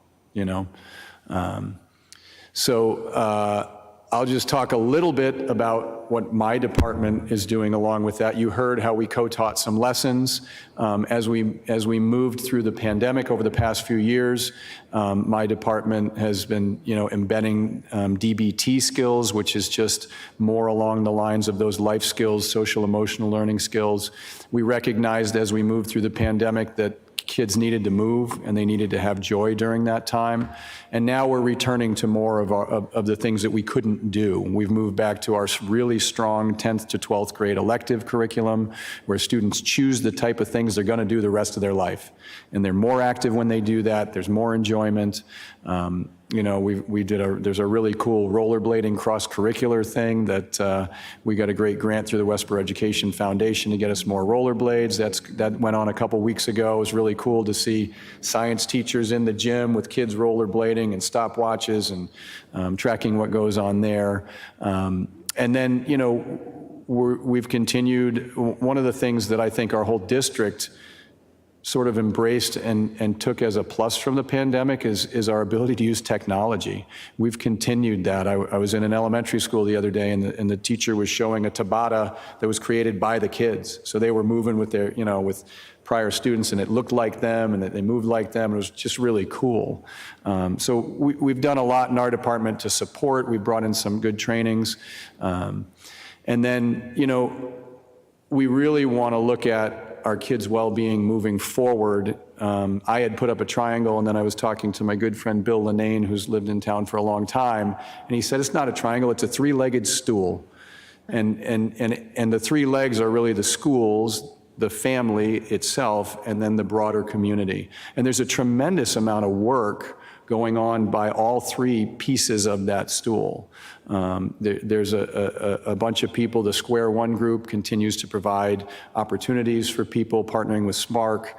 Westborough Connects is doing some really good stuff. Students are driving things. Last night, we had a student-driven program by our Global Health Awareness Club, where they brought in some college students to talk about the transition to college, but not in the where do you go and what do you do, but how do you manage your own mental health and well-being while you do that? So it's really nice to see students sort of recognizing this. We've got a Unity Week coming up at the high school where all of the things that are going on are going to be addressed, including mental health and wellness.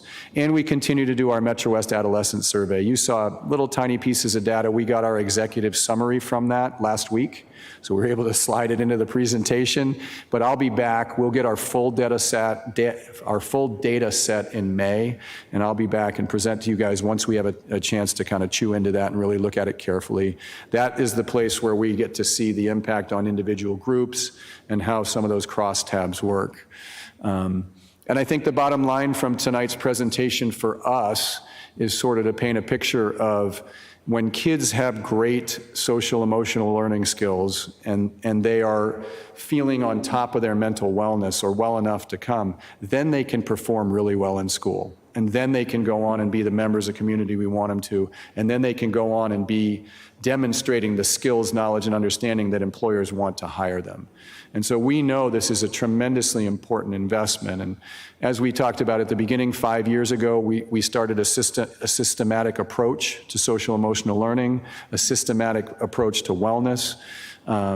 SEL is now taught to all students in all grades by all teachers with a guaranteed curriculum that continues to develop and follows best practices.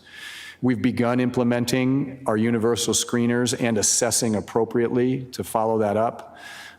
We've shifted a little bit of our counselors to really lean into that tier 2 work. So now we know who they are and we have the capacity to address what it is you need the most.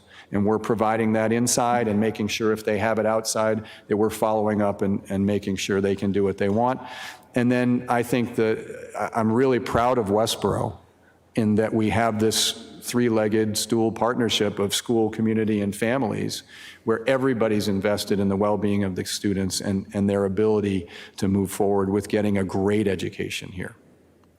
So with that, you can ask lots more questions, or you can come back to us later. We're happy to answer anything. I just have a quick question about the staff. Is there a lot of professional development? In other words, has the staff bought into this whole process of teaching the curriculum for K through 12?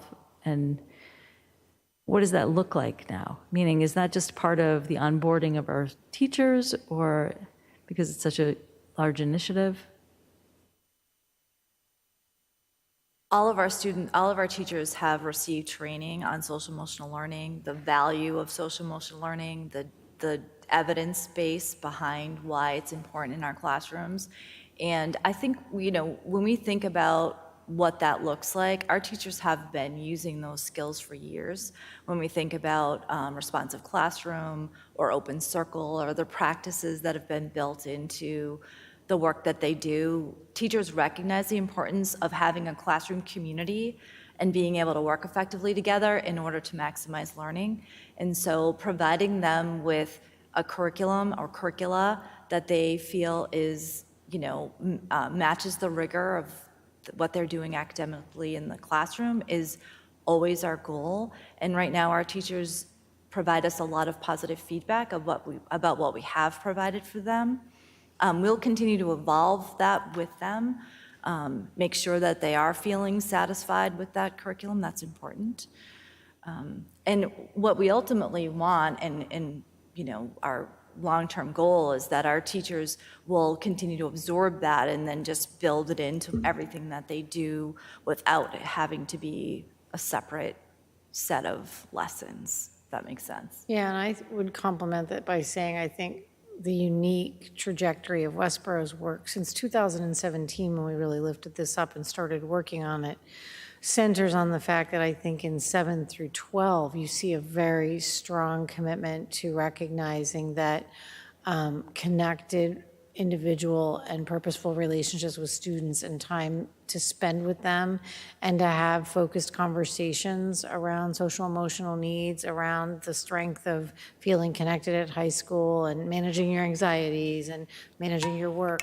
I think the high school, and I think Gibbons is very committed to that, and we put some structures around that. I think that's what I've found really impressive.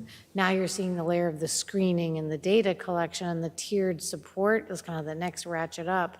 But when you see the shared lesson framework that they push out around that stop and pause and talk, and and we've shared over this year like a series of things where you can walk in a classroom and find Mike Fontaine, the head of the science department, sitting talking about what he does with beehives and why it's relaxing to him and why he loves it. And so we were kind of there for a while, and I'm like, what's going on? Like, I'm watching the discussion, and we stroll out, and Brian says, well, that was Mike's social emotional learning. They were doing personal connections and discussion, and it felt just like that. And it was just kind of a great moment. I guess for us, that's what I'm immensely proud of, is that the quality of faculty realizing that time to stop and build that relationship pays all those academic dividends and students feeling good about the work. So I think that's where I've been most impressed by these last 2 years of work. In particular, seeing the cohesiveness of the messaging that's gone out across the whole high school and Gibbons, and it fits with the K-6 model. So I'm very pleased. Yeah, there's teacher-driven SEL committees at both Gibbons and the high school. There's SEL student committee at the high school, and there's curricula all the way up, pre-K to 12. Right. So yes, I think and it's we very continue telling. to train them. I think the most telling change is just seeing the three of you sitting here together. The fact that there's this wellness and physical education, and then there's social emotional learning and mental health, and then there's special education, and when you bring the three of you together, it says so much about this program as a whole that it's integrated. It's not taught separately. And I think that those pieces we're starting to see really come to fruition, and incredible for K through 12. I have one more question, sorry. So are teachers trained to identify those kids in the classroom screening is one thing, but that's a point of time. Teachers are with the kids every day. Are they trained to identify a kid who probably is facing anxiety or is depressed and be able to? Yes. Yeah. A significant portion of them have been trained in mental health first aid, which includes, training on what to look for, how to identify students. One of the things we're looking for moving forward is to begin to develop a student group that has that same expertise, because we know adolescents talk to each other. Yep. We hope, and they do say they do tend to have a trusted adult, and we know the ones that do have a trusted adult do very, very well. But yes, that's in place for our teachers. We continue to provide that opportunity. Kim actually teaches that. And then we're looking at students as well, so we would be looking at that from both sides. It's a very good question. And as a part of our universal screening, when we launched it in both schools, it was part of the faculty presentation, a reminder of, what it looks like to, if a student is experiencing distress, and then what your options are, what kinds of things you can say, what you should do, what your role is, how to get assistance for adults too. Well, this was I'm sorry, go ahead. I just want to say too that I think it's really exciting. Like, we've talked a lot about middle and high school, but even walking through the preschool and the earlier grades, the student ownership of SEL and the lessons is really, it's very touching and it's inspiring. I was in preschool and, Johnny was having a sad day, and just the level of compassion that other students were showing toward Johnny, and also talking about ways in which, he could have a better day was really incredible. So I just want to say, across the board, I think it's really having amazing impact. And again, kudos to Roger and Kim for their leadership and work, but to all of the Westborough staff for their investment in this process.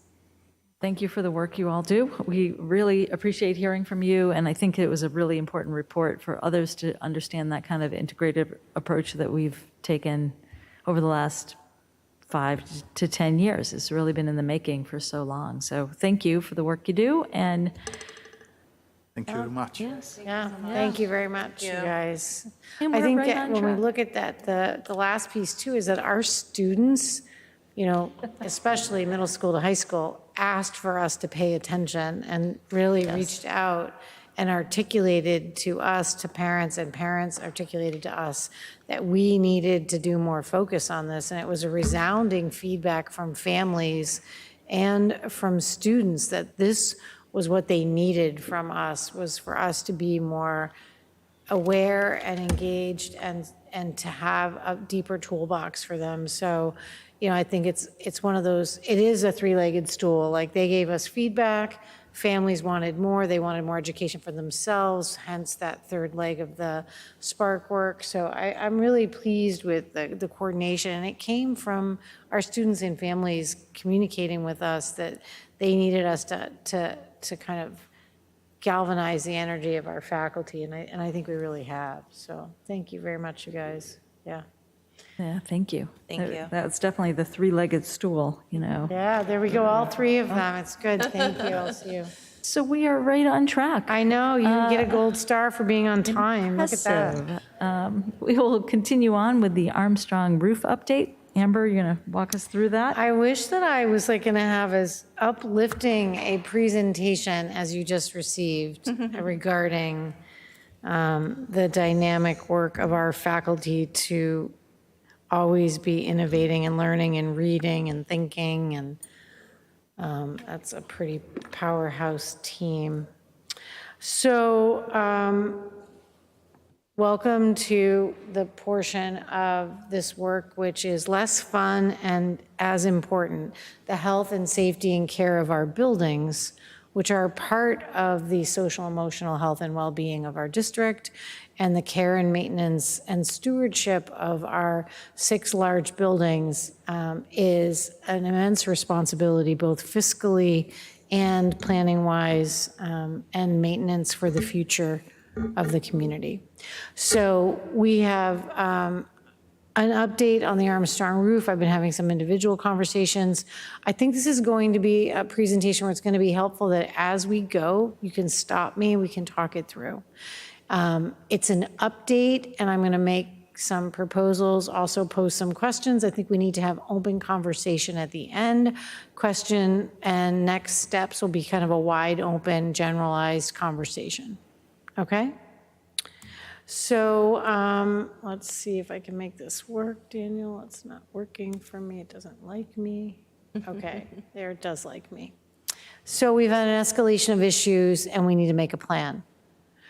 I spoke with someone today, and I said, it's like when you drive an old car, you can keep repairing it. You can repair it a long time. You can get a good mechanic, you can do your own self-care, and you can get a life and a half, and sometimes 2 lives out of a car. But you do see then an escalation of care, and at times you can come to a place where the capacity, that's rare. Most people don't get to that place. This section of the roof actually has failed and can't be really repaired beyond an emergency patch and then a replacement. So that escalation is what I'm going to take you through.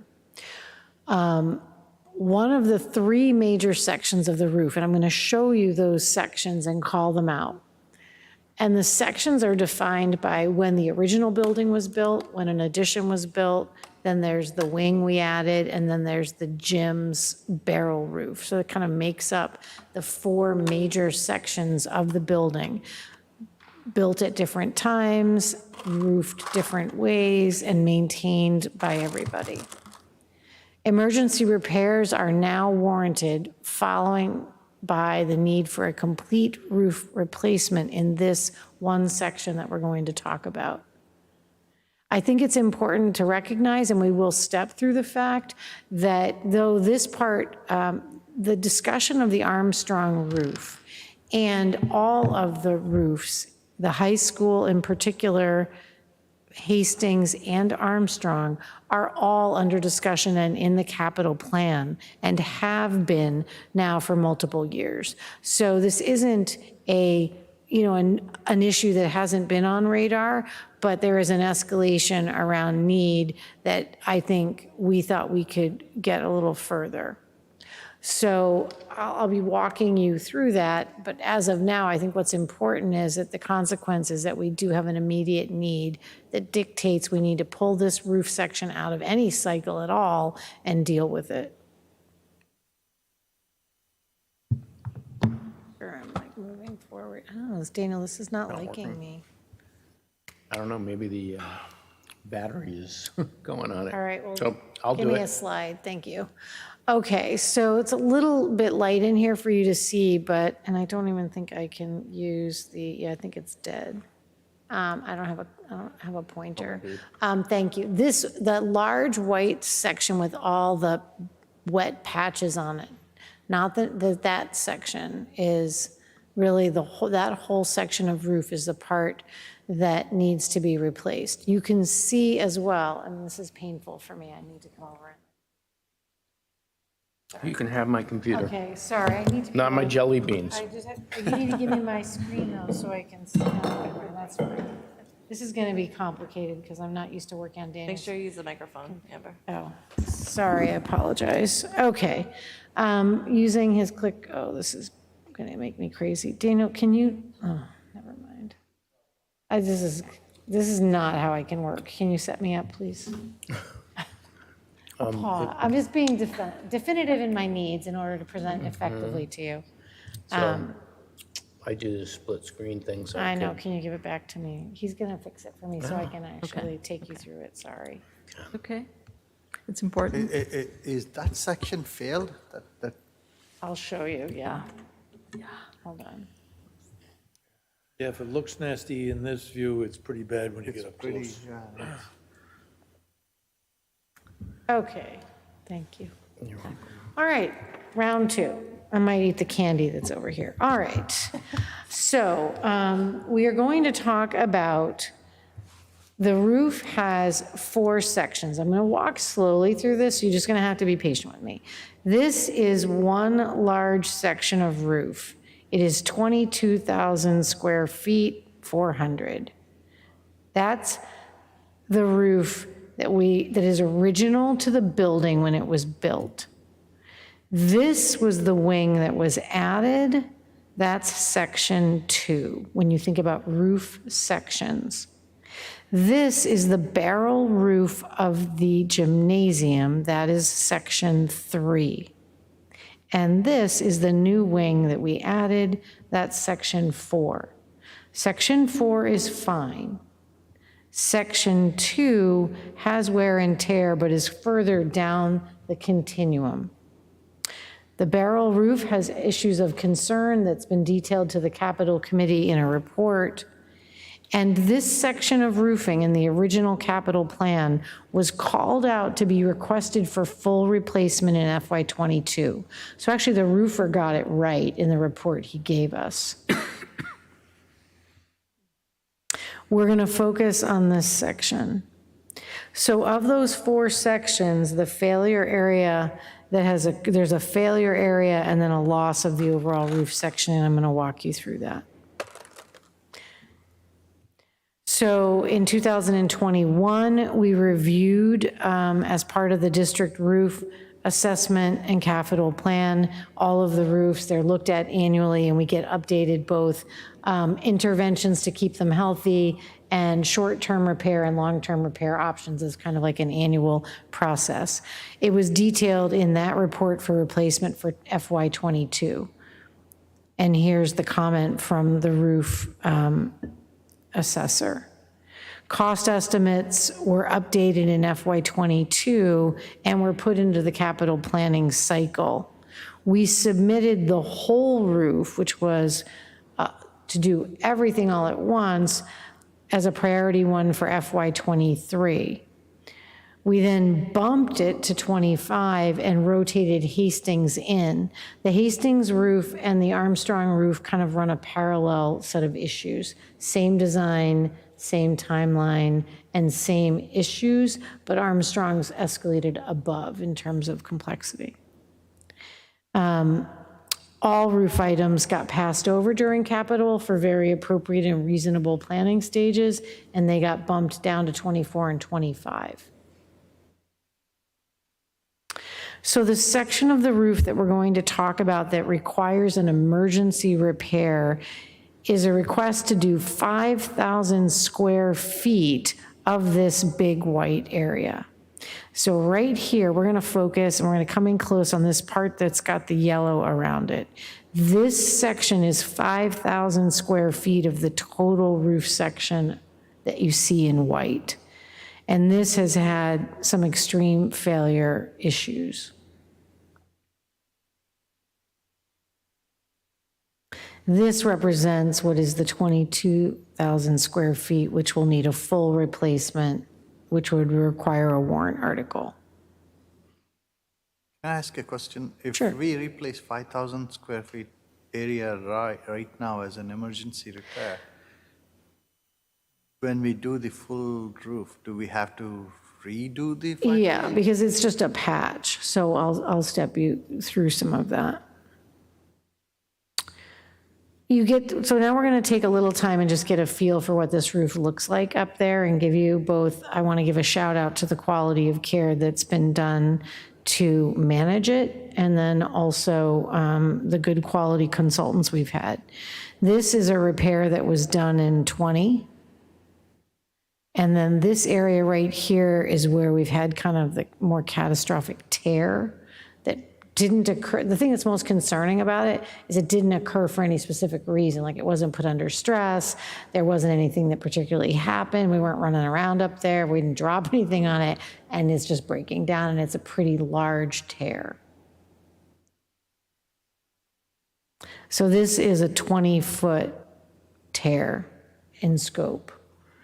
The roof is well beyond its life. As Garland Roofing got up there, and he's the person that does our assessments, he got up there and took a look at it and was clear that the repairs and maintenance to it have been excellent, but it's basically a structural failure of the PVC material, and it's just breaking down at this point. And again, the pressures, these roofs, you know this, I feel like I sound like a roofing expert all of a sudden, and I'm not. But An expert in many things. the heat and cold, then the ice, and ice is kind of one of the worst, and the extreme change in temperature. If you just drop a bunch of snow on top of a roof, it's actually kind of like a blanket. You can move through a winter, it's fine, it melts, we clear it off, But ice, hot and cold, lots of rain, and then freezing, which is kind of the trends in some of our weather, really the worst kind of thing in the world for a roof. And the other really bad thing for a roof is when water pools on it. And so those are the types of things that we're facing here. And here you see kind of the complexity of this tear. It's not like just a crack, it's really torn. We did initial emergency repairs. Our guys are really great. They get up there and they put some seal coating on it, and then they really focused on cleanup inside to make sure that we have no water damage. Any replacement of roof tiles is done right away, so we don't have any issues of mold. We take care of stuff really quickly, and we just, manage the interior as well. There you can see the pooling on that roof, though, that's an issue. Well, one of many issues. Here's another look at it. We then had a company come in, and they did, they're kind of like the on-site company that we call Beyond What We Can Do, and he did the black patch there to provide a better seal fix kind of for short term. Here you see the breakdown of the flashing and the edge failure. All of those lead to really substantial water coming in, and then it just runs along, the angles underneath the roof or soaks into that insulation. Which then makes it worse. Right. So here you see, these are also emerging cracks that he's concerned could do the same things. So the summary that I want to just kind of step through, he was clear that really no waterproofing capability remains in that section of the roof, that PVC is kind of done. He has 8 more spots of concern, and water is pooling in several parts of the roof. A quick question. The 8 spots, are they part of the 5,000 square feet? He's tried to pick them up in that core area. That's why how he pushed it out as, both as limited as he could and as far as he could to pick up that initial area, yes. That's my understanding. I can confirm that. I don't have my phone. Sometimes like Bob and those guys will start texting me corrections to my presentation. So if that happens, they can text over there and let me know. The current patch, that black patch, and the patch is not going to hold. That's just, an emergency. An emergency fix would be to take that 5,000 square foot that I showed you, and they basically come in and they power wash, clean, tape, and they put like this rubberized like seal coat over it, and it soaks in and basically it really seals that area. They will guarantee that for 1 year, that it will give us what we need to kind of basically Band-Aid that 5,000 foot section for a year and give us the time to move forward to develop a plan to do the whole roof. It's a 2 to 3 day repair. It's not extensive. They can come in and do that pretty quickly. I mean, they would have done it over April break. They really, but we can't get the escalation of the funding options in place and get the 3 quotes. And I mean, we could probably, they're already on the way to get the 3 quotes and things, but we can't escalate it that quickly. We could do it as soon as we access funding, which I'm going to talk about. And I think we need to do it as soon as possible because every time it rains, all summer, everything, like we can't leave that. It's like opening a window on your roof and just, So that's a question. What does it look like inside? Yep, go ahead. And, my apologies, but go ahead, you can answer. What does it look like inside? Meaning They haven't reported to me, go ahead, sorry. Okay. Yeah. They haven't reported to me that we need to do any kind of insurance claims or anything. Okay. So I'm just going to let Daniel take care of it. I just have to do, it's imperative that I have do not disturb on so that things don't go up on the screen There we go. until morning. Okay. There we go. Okay. My Thank you. I'm apologies. sorry. No, That's right. that would be problematic. Okay, to reiterate, we have not had damage that requires an insurance claim. So, they move quickly, they get right on it. I got this report on, I think, David, we got it on did we get that report on April 1st?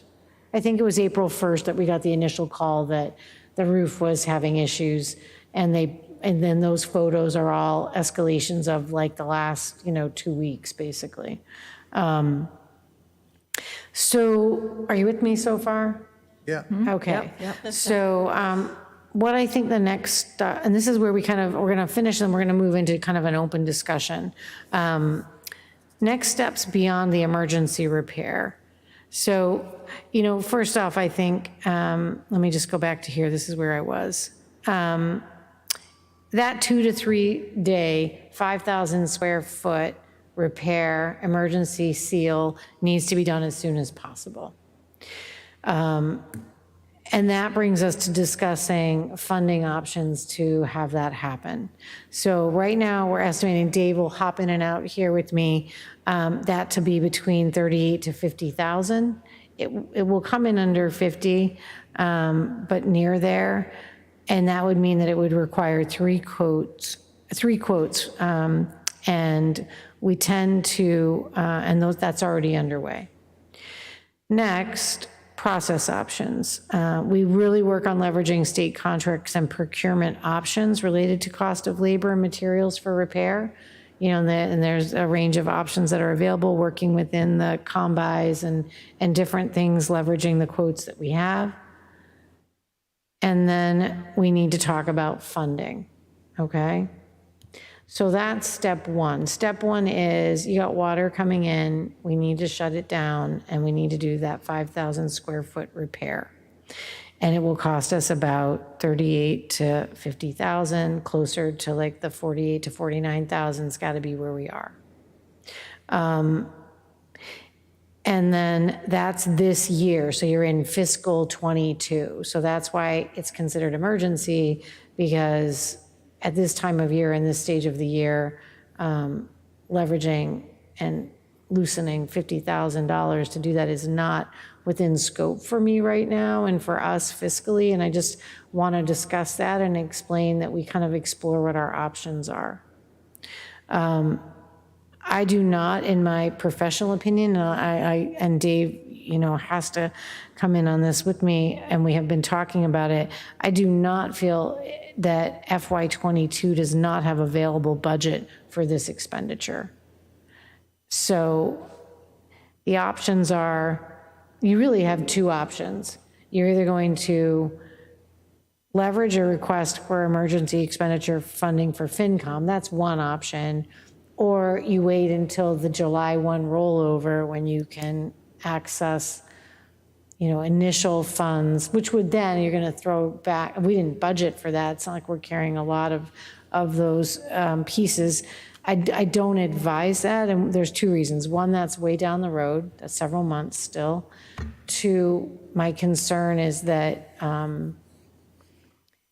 it doesn't, given what we're seeing right now in fuel costs and like taking 50,000 out of like July 1 FY23 maintenance right off the top is going to cause us, other fiscal issues, because right now we're looking at a substantial deficit that we're trying to close other POs to leverage managing a current deficit in facilities based upon escalation of fuel costs, the specialized electrician work we had to do this year because we don't have an electrician on site this year, plumbing issues. So those costs ran very high.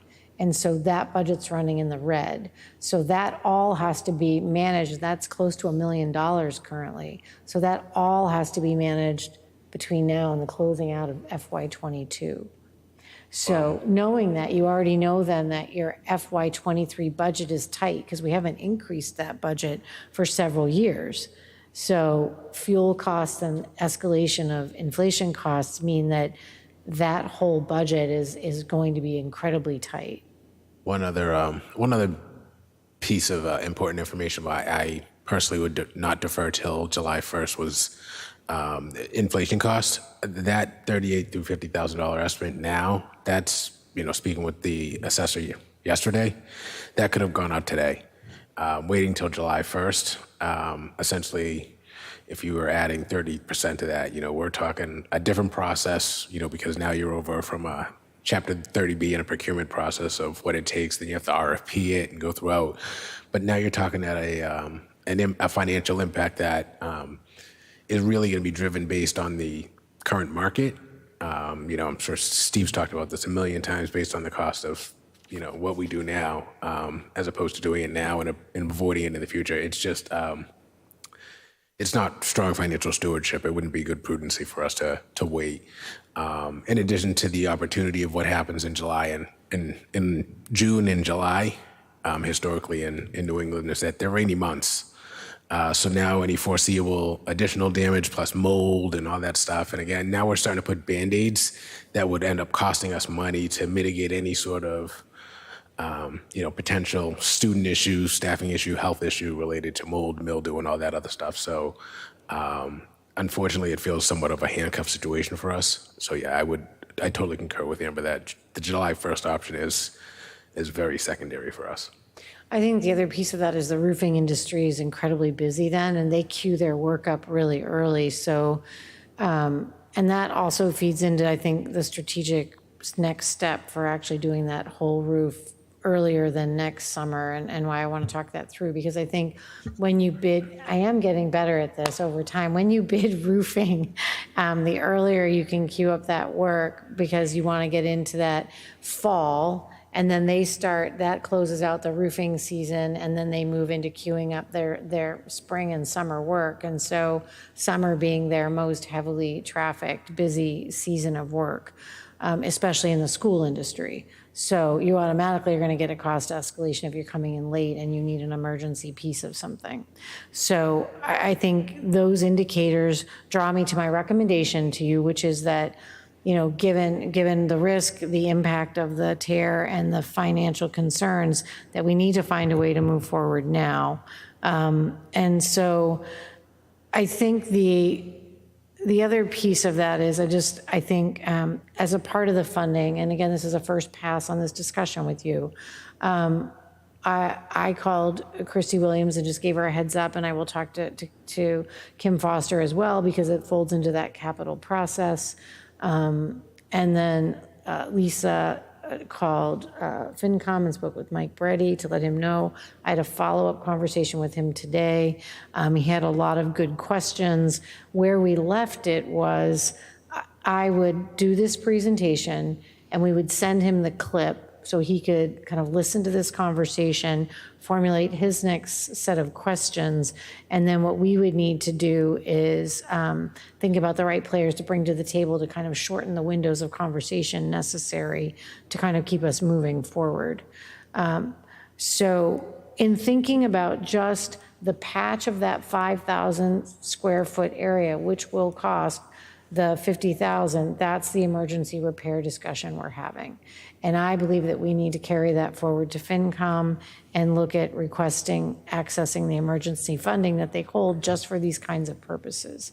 And I think that's a discussion that you guys, will have to kind of unpack and think about. The immediate question that comes from that, very reasonably so, is, well, what do you have remaining in fiscal 22, and can you release some of those funds now? We have well articulated the other piece of this, which is one, as I just said, the deficit that we're looking at with regard to facilities, and two, the other substantial deficit that we're facing is in the tuitions out of district. And that number has been hovering around 600,000 that we are not funded for as of now, and those numbers both need to be closed out of any end of year funds available. So David's been meeting with the principals right now to begin to close out purchase orders and pull back any remaining funds to the bottom line so we can start to manage those two areas of deficit. We go into grants, we go into offsets, all those types of things are the process of kind of culling that closing budget process down with the objective of, one, which we will, close those gaps. And then the last piece is to try to hold the appropriation of 3 months of tuition payment for fiscal 23 that give us some offset to the gap we're going to face because we have 10 students waiting for outplacement that aren't budgeted for. The only other option is you'll go back to town meeting in the fall and ask for funds for those 10 students, because we are not budgeted for that sizable gap. So more than any other year we've faced, having that prepayment, which would be close to 3 months of tuitions, which would be close to $1 million, if we have any funding left, it won't equal that, but we will try to push it towards that arena to lower the deficit we're starting with in FY23. So did I summarize that accurately? Yes, if you follow it along, yes. Yeah. The deficits in facilities, deficits in out of district, level of confidence that we'll internally be able to close those deficits is extremely high through PO closeouts, available balances, things of that nature. And we do have the offsets for grants if we need to look into that, revolving funds as well. And, we're considering some additional central contributions related to 3 months of out of district, the prepays. Without doing that, you essentially kick the can down the road. If you don't go in with a kind of a head start, it essentially will just catch up to you at the end of the year. As we all know, the year has seen unforeseen financial impacts. So we just want to be prepared that we can close next year fiscally prudent and balanced. So by not having the jump start of being able to supply the 3 months of prepay at approximately 1.1 million, which again, once we balance any additional surpluses, the intended goal is to put it towards the 1.1 million of prepay to have that head start. Level of confidence to reach that 1.1 is 50, 56%, 60%. I think we'll get a substantial amount of money at the end of the year, enough to balance, enough to be in a really good place. But again, I don't believe that there's enough trimming of the meat or trimming of the fat to say that we'll have 1.1 million. So again, this is a hardship that would just be above and beyond. I have a, Are you through with what you're going to present? Yeah, let me flip there. So, thank you. The last piece being, and again, you could recommend differently. Well, I'm going to talk about that. Yeah. And I you want to could- get to this point, which Got it. is Okay. the whole, the roof section that we're talking about is 1.1 million. As David said, and I agree, that between now and, say, July, we could see a 30% increase in this cost. This piecemeal approach to solving a problem isn't the right thing to do. We're costing the town a third by waiting. And it's not like we didn't know that this roof was in trouble. We made a presentation to the town, through our acquiescence, if you will, moved it in a different manner. I believe it's the school committee's responsibility to bring this issue to the Board of Selectmen for them to make a decision whether they want to wait and waste $300,000 or fix the roof that has to be fixed, period. We can scrounge and do everything we can do to reduce our budget so we can put something before this, but I think the time to do even if we do a finished product on the 5,000 square feet, not to waste that money. Spend the money necessary so it's in place, it's the right thing to do, and if we can't do all we need to do, at least have presented it to the town so the town can make a decision. If necessary, and we needed a special town meeting, we could do it. It only takes 14 days. I don't see us saying, hey, we're gonna live with a crummy roof again for a period of time, for everything that's inside is at risk. The worst case is that we generate mold, and it'll cost a fortune to fix that. So my recommendation is for the school committee itself to have a special meeting, bring in our consultants, sit down and talk to us about what we could do and what the options are. The very next thing, once we have that information, ask for a special meeting, with the Board of Selectmen, Yeah. with all the other players, and see what we can do. We have a bank account. It's called free cash, and we have it for rainy day funds. That's what it's all about. Why waste $300,000 waiting to go through a process in the fall for which we know it's going to cost more, and it's going to cost a lot more this year than years before. Yeah, no, I mean, I think this is the kind of open conversation you want to have, and I think you're looking at two chunks. You're also looking at needing to figure out strategically what we can manage time-wise and to do the bids, to do the design, to get it done, and, to change out the roof. Design is not special, is not No, it rocket doesn't science. require, It's, if you will, Garland does this stuff all the time. They can write the specs. Yes. Create what's necessary. All we have to do is find out what is the substrate of that roof. I believe it's a structural roof with joists and plywood versus all the other roofs we have in town, which are a disaster. So I think, to your point, I think this is exactly the kind of open conversation. I think I want to provide to you, again, and I would have questions back, which would be, and again, I think the purposeful next step would be to have Garland in to kind of pose some of those. And one would be, let's say you want to do a special town meeting and you want to come together and get the 1 million to do, basically rip off the roof and put on the new roof of the whole 22,000. I don't like the idea of wasting 50 grand in order to spend another $1.1 million. Yeah, no, I certainly, I understand the complexities of those. And again, I think that's why it's a good emergency conversation. I think my question to them would be, could we get our ducks in a row to get somebody to put a roof on this summer? I don't know. They could. Well, if they I don't can't, know. they can't. Right, okay? right. But the thing is, if we don't start now, we're not going to get there. Right, so I The think. reason why I want to do it before the Board of Selectmen, because they're the only ones that can make a decision that would release free cash for this purpose. Yeah, And the money's there. We know the money's there. And all of us taxpayers have been putting it there for a long time for just this problem. Granted, it's a tough year, but it's money that isn't going to impact the taxpayer this year or in future years.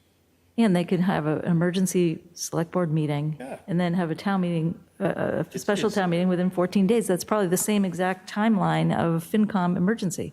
That's right. And yeah, they think they do run, to your point, and this is, again, a good conversation, parallel in terms of time and capacity, and the question would be, time, materials, cost, contracting, could we get it done? I don't know the answer to that, but I want to say we can, and I Yeah. think it's up to the rest of the town to contribute their answers as to whether or not we should do it piecemeal, or whether or not we should do it and get it done. I like your idea, Steve. I think we can do it in parallel. We can have this 14 days to get the approval, and we can have the 14 days to get 3 coats.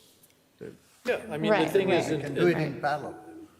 all of those options need to be put on the table and delivered to the town as a whole, and not parsed out to the finance committee and to the town manager and others, because they don't have the experience necessary, which certainly by getting the right consultants in here to give us the answers, we can present before the Board of Selectmen. They can ask where they want to get opinions from in terms of the rest of the government, but it's beyond the school committee. It's an important decision for the whole town. I certainly don't disagree with the range of, again, options we're surfacing. I think I mean, you can do the small patch and then wait, and then April next year, do the whole roof, or do it now. And it may not be 1.1 million Yeah. in a year. So, I mean, to Well, Dave's right, point, that I mean, really if is a there- factor. If anything, yeah, 1.4. Yeah. if anything, we know it's going to be a lot more if we don't act now, a lot more. Is We are there, losing $350,000. is there a possibility that we would have to do both? Like, is that section in such bad repair that it needs an emergency patch while we wait for the design of the new roof to come Well, in? I've seen many people, and you go look around town where you go to the Home Depot and nice you get tarp a up giant tarp. And you cover it Hurricane and you tarp. let it run off the edges until you can get to it. Well, I'm just saying, like, it seems like it's bad and getting worse as the days go on, and we're heading into the spring. It's been very rainy. I mean, when it rains, and last Saturday, when it rained, it hailed and rained and poured. So, again, I would like to do whatever we can to mitigate this problem becoming on the inside in terms of like mold and health issues and more like structural repair that water can do. It's our obligation to get the information before the decision makers. Yeah, Which is yeah. not just us, it's, of course, it's the Board of Selectmen and the town manager and others. But Right. if we don't do that, we know we're going to waste the money. So, process-wise, it would seem to me that what we would want to do is invite Garland and get those players together and get some information, but we want to meet with them first. We could certainly, maybe what Dave and I can do is call them, have them come in and meet with us and go through this range of conversation. You can post it, and then you can all be there if you want to all be there. We could do it as an emergency posting, and then you could all be there to participate, at least 3 or more of you. And then we'll have them come in and have the discussion, certainly, and invite Mike and anybody, Kim from CAP, anybody who wants to participate in just hearing and listening, so we can figure it out. It's a posted meeting. We come together and we kind of surface those discussion questions, and then understand from them what our best combination of options are.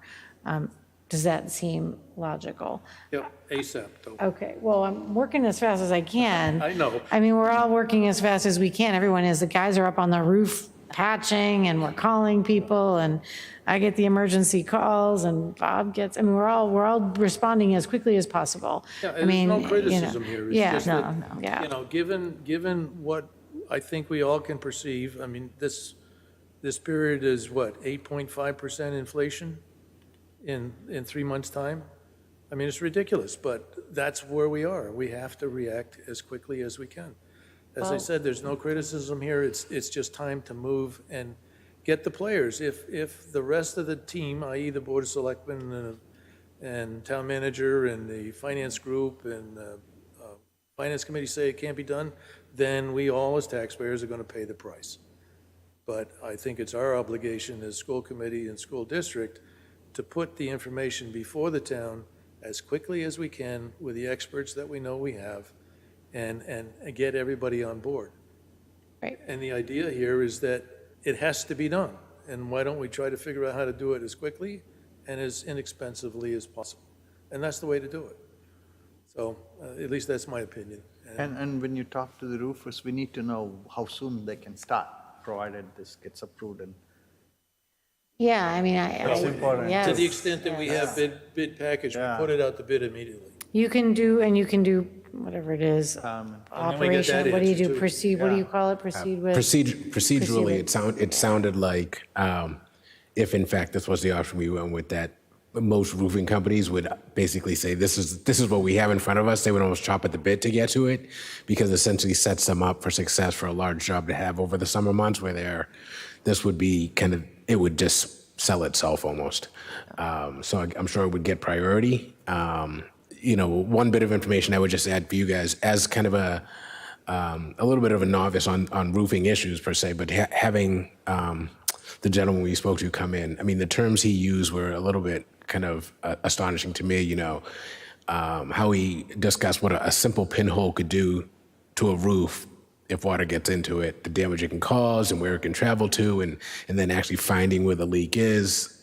And he said, just magnify that by 1 million based on the issues that you're having. He actually, in several instances, used the term catastrophic related to the failure of the roof. He was like, this is a catastrophic rip. This is a catastrophic event.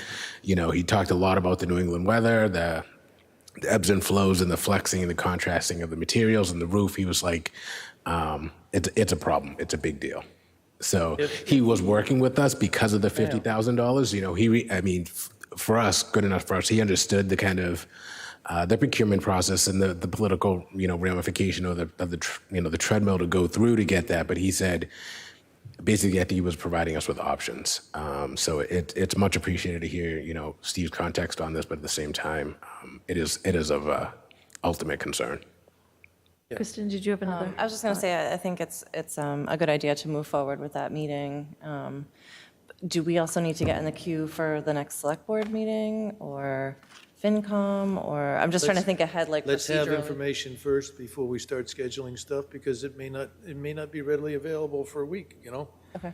But as soon as we have that in hand, I think, first of all, we can let the selectmen know this is a direction that we think we should take, and I think we need to have at least an understanding of the committee that you wish to go there, rather than just have it kind of fuzzy. Yep. And then after that, make them aware we're going to do it. And, Call my recommendation fuzzy. well, we do a lot of things fuzzy, but Well, we started the most conservative and immediate, which is reasonable, while we also look at yeah. options, and so, yeah, no, I mean, the reaction, the process that you've outlined is the one that we could do ourselves. We could scrounge and find 50 grand and hold the tide, if you would, for a while. But the problem is, it's a bigger picture than just our trying to solve this immediate need. And it's time for everybody to contribute to the answer to it, or know the penalty if the town doesn't decide to do it. It's a bigger decision, and it needs to be brought to those who can make it, who can make the money available to do it. And that's the Board of Selectmen. or town meeting. Well, it is town meeting, but it doesn't get to town meeting unless the Board of Selectmen put it on a warrant. Yep. So they have to Right. agree. Right. So- Okay, so I would say, kind of thinking through this quality open conversation, that if we we will follow up with Garland and invite the consultant to talk to us and pull together kind of timelines, cost, options, all the things responding to this. And then if we post it as a meeting for ourselves and we invite, All the again, others. informationally, everyone to say, Yeah. we're pulling together an open conversation and invite those players, and then it will be available for them to watch, which is, thank you. We move forward and as quickly as possible. I want to reassure, I always get anxious. I get anxious when we make our public anxious. We have families that go to Armstrong every day. I want to say our classrooms are dry. Our custodians have done an amazing job. Their immediacy, I mean, there are no times where we are unable to know or understand. Is my mic off? Sorry. We know and understand and respond very quickly. And so you get an emergency call, they were up on the roof, and they're cleaning up, and they do a very good job. So I think as long as we continue to move forward, yes, we are going to solve this problem, but I want to be reassuring to our families that their classrooms are in good shape. I think we also have to schedule being on the select board agenda, even while you're talking to the others, just to put it on their agenda. Yeah. Yeah, we Sure. could Just always get in the have agenda. them bump it if we're not ready. And then we can Right. just drop, but I'd rather be on the agenda than have to add it last minute. Yeah, I Their- think their that's meetings fine. are I think we very can, busy. Lisa and I can kind of, Yeah. let the dust settle on the pieces. Okay. We'll put out the calls. Dave will call Yeah. his team and get those guys going. I mean, he's got Bob and Kelly and Garland and all these people, and they'll circle up right away, and we'll get a meeting, and then you and I can figure out when and how, and, Okay. okay? This has been a very thoughtful conversation. All right. Yes. Thank you. Thank Thanks you. for putting this together. It's obviously, we'd be flat-footed if, we get 5 calls from somebody saying that it's dribbling on my desk. Yeah, no, we definitely, we need to get moving, so thanks. Okay, Thank you. Thank you. So I think we have come to the point of adjournment.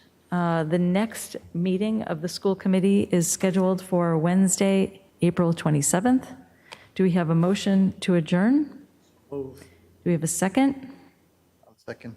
Any discussion? All in favor? That's a 5-0 vote, with 5 being present, and this meeting is adjourned.